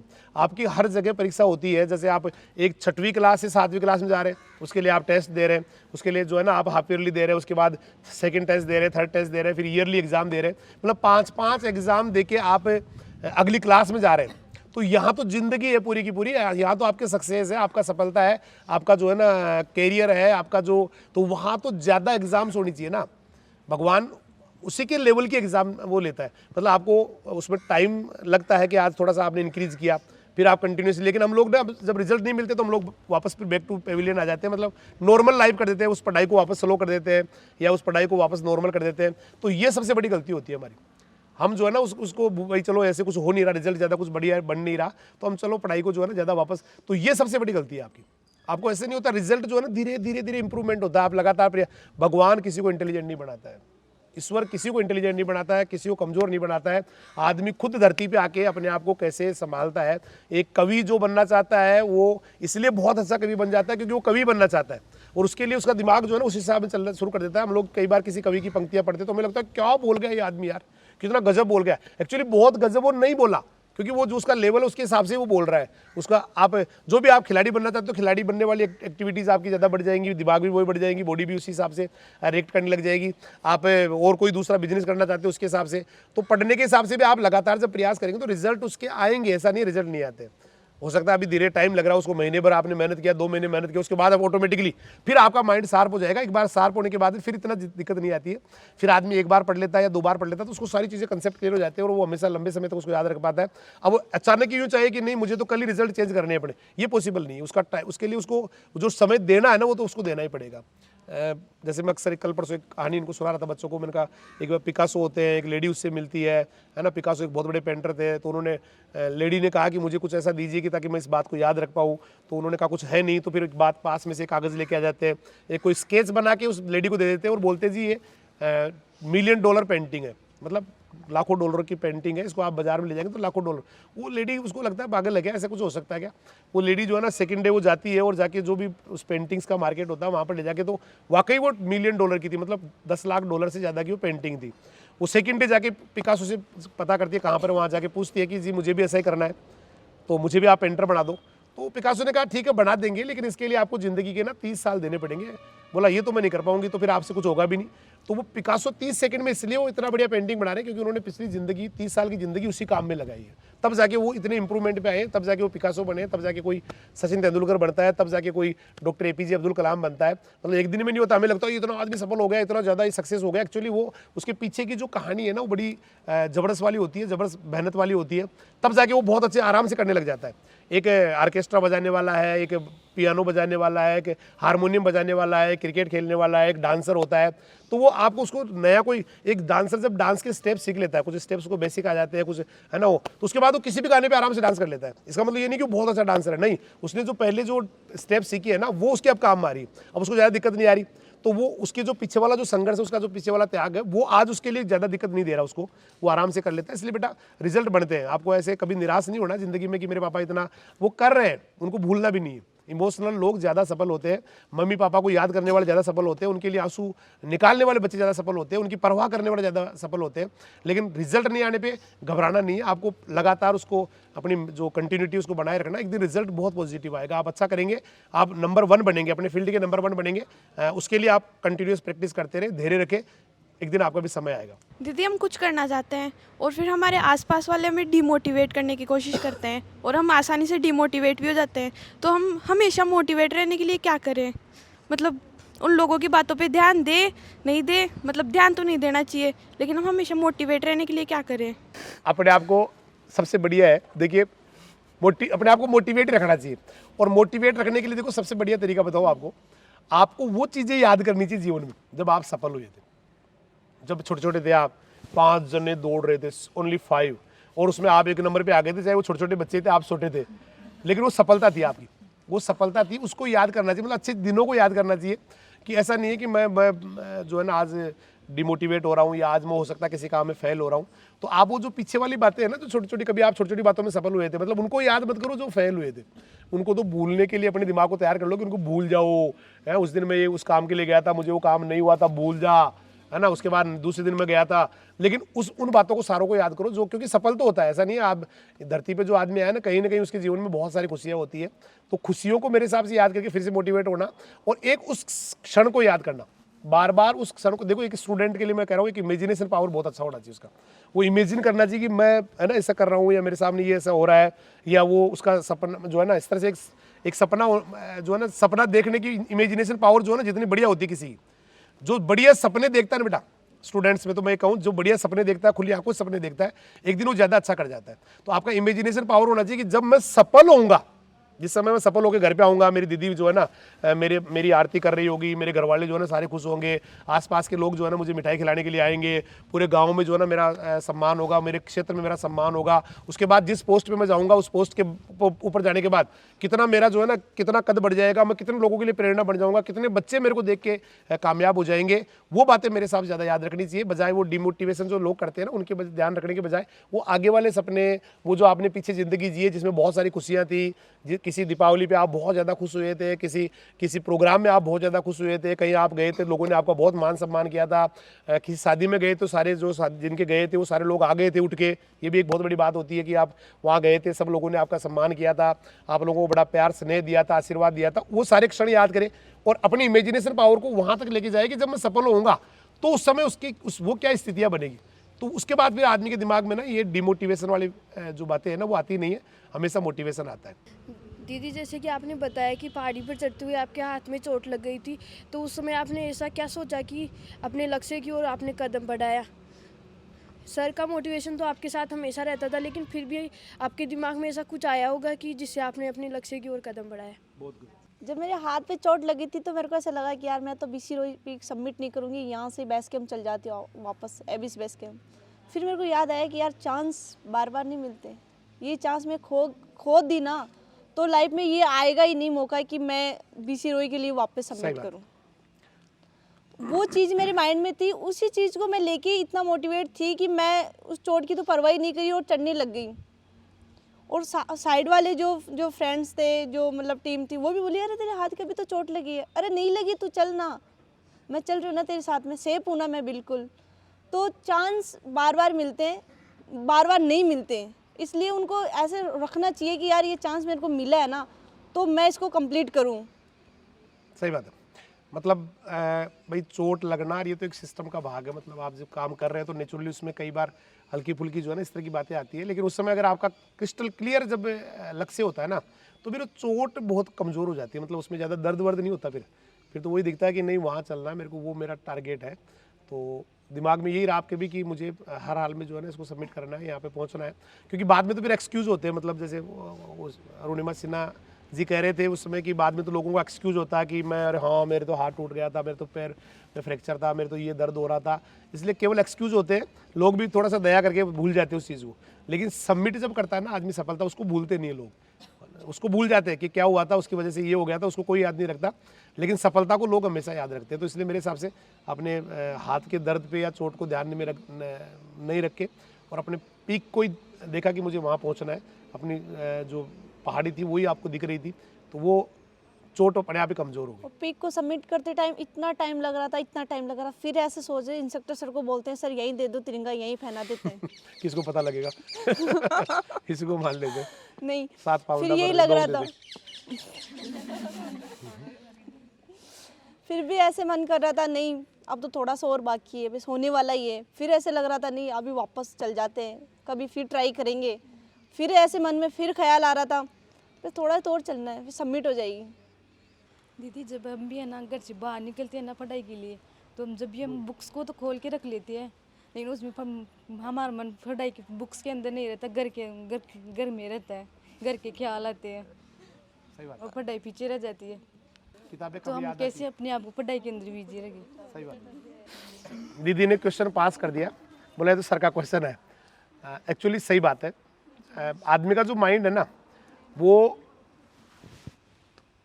घूमता है, मतलब उसको रोक नहीं सकते हम लोग। जब पढ़ रहे होते हैं ना तो कभी तो जो है ना वास्तव में घर में जो है ना खेत में चले जाते हैं, कभी ननिहाल पहुंच जाते हैं, वहाँ जाके आराम से जो है ना बाड़ी में बैठे बैठे तरबूज खा रहे हैं, ऐसे कभी कहाँ पहुंच जाते हैं, कभी किसी शादी में पहुंच जाते हैं, कभी क्या ख्याल आने लग जाते हैं, है ना। ये एक इंसान के साथ एक नेचुरल एक ह्यूमन नेचर है ये। लेकिन ऐसे में मैंने आपको कहा ना बेटा, ऐसे में आपको उस रिजल्ट के बारे में ज़्यादा याद, उस रिजल्ट को याद करना है कि जब ये इसका परिणाम इस एग्ज़ाम का जिसकी मैं तैयारी कर रहा हूँ या तैयारी कर रही हूँ, इसका रिजल्ट आएगा तो मेरा क्या होगा, उस समय क्या होगा, उस समय मैं कैसे अच्छा कर पाऊँगा, है ना। तो उस समय और मम्मी के लिए तो पढ़ रहा हूँ मैं किसके लिए पढ़ रहा हूँ, मम्मी के लिए पढ़ रहा हूँ, पापा के लिए पढ़ रहा हूँ, है ना, मेरे खुद के लिए पढ़ रहा हूँ, मेरे आने वाली पीढ़ियों के लिए पढ़ रहा हूँ, परिवार के लिए तो पढ़ रहा हूँ। तो उस परिवार को कुछ आपको अगर जीवन में लेना है, कुछ पाना है तो कुछ तो त्याग करना होगा, है ना। तो वहाँ पर आप उस मम्मी को, इसलिए मम्मी मैं आऊँगी एक दिन और सफल होकर आऊँगी, मम्मी एक दिन आऊँगी, मैं सक्सेस होके आऊँगी। और मम्मी, मैं बच्चों से कहता हूँ मम्मी पापा वहीं मिलेंगे आपको, वहीं थोड़ा सा हो सकता है जब आप जाओ साल, हो सकता है कोई बच्चा 2 साल जाओ तो हल्का फुल्का जो है ना थोड़ा सा हो सकता है उनकी एज में फ़र्क मिल जाए, बाकी मम्मी पापा आपको वैसे के वैसे ही स्वस्थ मिलेंगे, तैयार मिलेंगे, अच्छे मिलेंगे। और समय जो है ना, समय जो इस समय आपका चल रहा है, ये वास्तव में बहुत बड़ा एक प्राइम टाइम है आपकी ज़िंदगी का। ऐसा वक्त लाइफ में ना कब भगवान भी ये अपने भगवान से मांगते होंगे, ईश्वर भी अपने ईश्वर से मांगते होंगे कि काश मुझे भी जो है ना वो बचपन मिल जाए, मुझे वो स्टूडेंट लाइफ मिल जाए जिसमें एक जिम्मेदारियां भी होती है, एक डर भी होता है, एक एनर्जी भी होती है, बहुत एनर्जी होती है, एक एंथुसियाज्म भी होता है, एक एक्साइटमेंट होता है लाइफ को लेके, पता नहीं कैसे आगे वाली लाइफ कैसी होगी। तो ये सारी बातें भगवान भी चाहता है कि मुझे वो वाला जीवन मिले। तो बेटा आप तो उस जीवन के उस समय से गुजर रहे हैं, वो वाला टाइम आपका प्राइम टाइम ऑफ लाइफ चल रहा है, जिसमें आप अपने आने वाली फ्यूचर को डिसाइड करने वाले हैं। आपका फ्यूचर जो है ना आपकी इसी टाइम पे टिका हुआ है, यही टाइम है जिसके ऊपर आपका भविष्य, आपका पूरी ज़िंदगी, आपकी आने वाली पीढ़ियों का भविष्य उसी पे टिका हुआ है। तो ऐसे में आप लोग ना केवल कोशिश करें, क्योंकि मम्मी को आप भूल नहीं सकते, मैं बता रहा हूँ कोई आदमी भूल नहीं सकता, लेकिन जब वो किसी दूसरे, एक्चुअली एक बच्ची जब मदर फादर से विदा होकर ससुराल जाती है तो वहाँ वो इसलिए सेट हो जाती है क्योंकि वो उसको लगता है यही मेरी दुनिया है, यही मेरा सब कुछ है और इस घर को मुझे अच्छा करना है, हर हाल में अच्छा करना है, ये आने वाली जो पीढ़ी है उनके लिए उसको अच्छा करना है। तो उसके दिमाग में विचार रहते हैं कि मैं ऐसा, और वो महीने में 2 महीने में उसका दिमाग आराम से वहाँ सेट हो जाता है।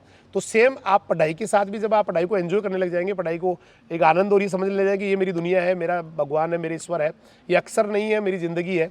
जिस दिन आपके दिमाग में बातें गहराई से बैठने लग जाएगी, आप पढ़ाई को एंजॉय करने लग जाएंगे। उसके अंदर देखिए, आप अगर केवल नौकरी लगने के लिए पढ़ाई कर रहे हैं तो माफ़ी चाहूँगा शायद आप नौकरी नहीं लग पाएंगे, लेकिन उस पढ़ाई को आप जी रहे हैं, उसको ये मान रहे हैं कि मेरा जीवन है, मेरा सब कुछ है, तो एक दिन आप नौकरी नहीं, आपके पीछे 10 या 50 या 100 या जो भी आप सफल अपनी लाइफ में चाहते हैं ना वो आपके आगे पीछे घूमेंगे। तो आप पढ़ाई नौकरी के लिए कर रहे हैं तो नौकरी मुझे नहीं लगता कि आप इतना आसानी से लग पाएंगे या लग जाएगी आपकी, लेकिन पढ़ इसलिए रहे क्योंकि आप उसको एंजॉय कर रहे हैं, उसमें आपको आनंद आ रहा है, आप उसको ये हर क्षण आप उसको करना चाह रहे हैं। 10 घंटे आप लगातार पढ़ने की आपकी इच्छा हो गई कि मैं पढ़ लूँगा, मुझे मज़ा आ रहा है इसके अंदर, उस दिन ही मान लेना कि नौकरियाँ बहुत छोटी चीज़ होगी, उससे बहुत आगे आप निकल के आगे।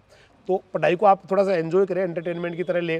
जैसे मूवी में 3 घंटे सबको भूल जाते हैं हम लोग, मूवी में 3 घंटे सबको भूल जाते हैं भाई, कोई पापा मम्मी चाचा ताई के भैंस का दूध निकालना है, को पोटा काट दी वाली भैंसा है ना, भैंसे वगैरह, तो सब भूल जाते हैं हम 3 घंटे के लिए। उसके बाद निकलते फिर टेंशन हो जाती है कि अभी तो ऐसे ही जब आप वो मूवी एंटरटेन कर रही है, इसी तरह से आप पढ़ाई को जिस दिन एंटरटेनिंग के रूप में लग जाएंगे वो सब सारी चीज़ें जो है ना गौण हो जाएंगी। और पढ़ी पापा के लिए रहे, मम्मी के लिए पढ़ रहे हैं, उन सब के लिए पढ़ रहे हैं, उनके सपनों के लिए पढ़ रहे हैं, उनके अरमानों को पूरा करने के लिए पढ़ रहे हैं, तो आप उनके लिए आप उसी चैलेंजेस के साथ पढ़े कि नहीं मैं उनको अच्छा करके दिखाऊंगा, मैं अपने पापा को अपनी मम्मी को गर्व कराऊंगा कि मेरी बेटी जैसी दुनिया में किसी की बेटी नहीं है, मेरे बेटा जैसा कोई बेटा नहीं है, या दुनिया में किसी के बेटे और बेटियां हो तो ऐसी हो, ऐसा मैं गर्व कराऊंगा एक दिन। वो सारी बातें जब दिमाग में आती तो फिर नेचुरली ऑटोमेटिक जो है ना आदमी का ध्यान पढ़ाई की तरफ लगता है और सारे ख्याल जो है ना बुरे ख्याल ऑटोमेटिक दिमाग से निकल जाते हैं।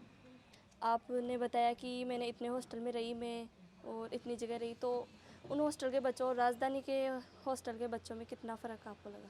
मतलब यहाँ के स्टूडेंट और वहाँ के स्टूडेंट कितना मतलब कंपैरिजन करें दोनों में, यहाँ के स्टूडेंट और वहाँ में तो रात दिन का फ़र्क है। यहाँ तो मतलब गर्ल्स में भी कुछ प्रॉब्लम हो जाती है ना तो ऐसे पूछने के लिए सारे रूम में आ जाते हैं, अरे ये क्या हुआ, और जिसका मन नहीं लगता जिसका मन नहीं लगता ना वो तो डांस दिखाने लग जाती है। मैं डांस करती हूँ, मेरे को अच्छा डांस आता है, वैसे जैसे कुछ किसी को मन लगाना हो तो दूसरी उसको डांस करके दिखा देती हूँ। हाँ होता नहीं कि अपने जैसे एक कल परसों नाइट में एक बिटिया की तबीयत खराब हो सारी इकट्ठी हो जाती है वहाँ, तो ये कहीं नहीं होता ऐसे, बाकी तो बीमार पड़ी रहती है, अकेली पड़ी है, बस उसकी जो रूममेट हो जाके बोल के आ जाती है, बस खत्म। लेकिन अपने कितना अपनापन है, एक भी बच्ची बीमार हो रही है सारी बच्चियाँ उसकी केयर कर रही है, उसको कोई पानी पिला रही है, कोई उसका सिर दबा रही है, कोई जो है ना उसको हवा मतलब वो क्या बोलते हैं चंवर डुला रही है ना, तो सारी कितना केयर करती है, तो ये अपनापन होता है ना, ये है। और स्टूडेंट मैं बोल रही हूँ स्टूडेंट्स मतलब जो होते हैं राजधानी के मतलब कहीं भी मिल जाएंगे और हम बोल देंगे ना कि हाँ मैं राजधानी से हूँ, अच्छा मैं भी हूँ, कौन से बैच के 2000 ऐसे मतलब कुछ भी ईयर बताएंगे, अच्छा तो मतलब ऐसे बात करेंगे जो हम वर्षों से जानते हैं पहले, चाहे यहाँ कभी मिले ही नहीं, लेकिन ऐसे बात करेंगे जैसे वर्षों से मिले। 2 आदमी तो ऐसे सोचेंगे यार ये इनका कनेक्शन क्या है। सही बात। मतलब यहाँ का और वहाँ का तो कंपैरिजन करें तो रात दिन का फ़र्क है। दीदी आपकी लाइफ में कभी आपको ऐसा लगा हो कि मेरा आपका सब कुछ ख़त्म हो गया, उस टाइम आपने अपने आप को कैसे मोटिवेट किया? ऐसे रहे कि मतलब ये तो लास्ट मतलब चांस अपने पास में, इसके अलावा सब कुछ ख़त्म हो जाएगा, ऐसा तो होता नहीं है, लेकिन ऐसा हो जाए ना तो अपने जो ड्रीम के लिए ना मतलब जिद रखनी चाहिए कि नहीं सब कुछ ख़त्म हो गया तो क्या बात है, मतलब क्या फ़र्क पड़ता है, मैं तो ये करके ही रहूँगी। सही बात भाई, प्रयास करना नहीं छोड़ना चाहिए, बाकी तो ख़त्म कभी नहीं होता है, उम्मीद तो रहती है इंसान के पास, उम्मीद की तो किरण जगमगाती रहती है, और एक छोटी सी जो उम्मीद की किरण है बहुत बड़े अंधकार को चीर देती है। तो ऐसा कभी नहीं होता कि कुछ सारा ही कुछ खत्म हो जाए, और कभी लगे भी ऐसा तो उसके बाद भी फिर आदमी को अपना प्रयास नहीं छोड़ना चाहिए, आगे बढ़ते रहना चाहिए, एक दिन सफल हो जाता है। तो स्टूडेंट्स, ये बिटिया रेखा चौधरी, और हाल ही में इन्होंने बड़ी सफलताएं हासिल की है, बड़ा पीक सबमिट किया है, और उन सभी बच्चों के लिए प्रेरणा, उन इंसानों के लिए प्रेरणा जो सोचते हैं कि नहीं मैं छोटे से गांव मेरा जन्म हुआ है, छोटे से शहर में मेरा जन्म हुआ है, मैं कुछ नहीं कर सकती, मेरे तो घर पे ना ये वो नहीं है, संसाधन नहीं है, फलाना नहीं है, उन सब के लिए एक बड़ी प्रेरणा है। बहुत बड़ा एग्जाम्पल है कि इंसान चाहे तो कुछ भी कर सकता है। बच्ची होने के बावजूद भी वो इतनी बड़ी सफलता प्राप्त करना एक अपने आप में एक मिसाल है। तो शायद मुझे लग रहा है ये इंटरव्यू आप सभी के लिए बहुत अच्छा होगा। जब भी आप जीवन में आपको लग रहा है कि मेरे दिमाग में ये नेगेटिविटी आ रही है, मैं सफल हो पाऊंगा कि नहीं हो पाऊंगा, कोई गलत बात आपके दिमाग में आ रही है, तो शायद आप इस इंटरव्यू को दोबारा रिपीट कभी आप देखें और आपकी शायद नेगेटिविटी फिर से निकल जाएगी और आप अच्छा कर पाएंगे। तो सभी का बहुत बहुत धन्यवाद इतना समय देखने के लिए, इतना हमारे साथ जुड़े रहने के लिए। जय हिंद, जय राजधानी।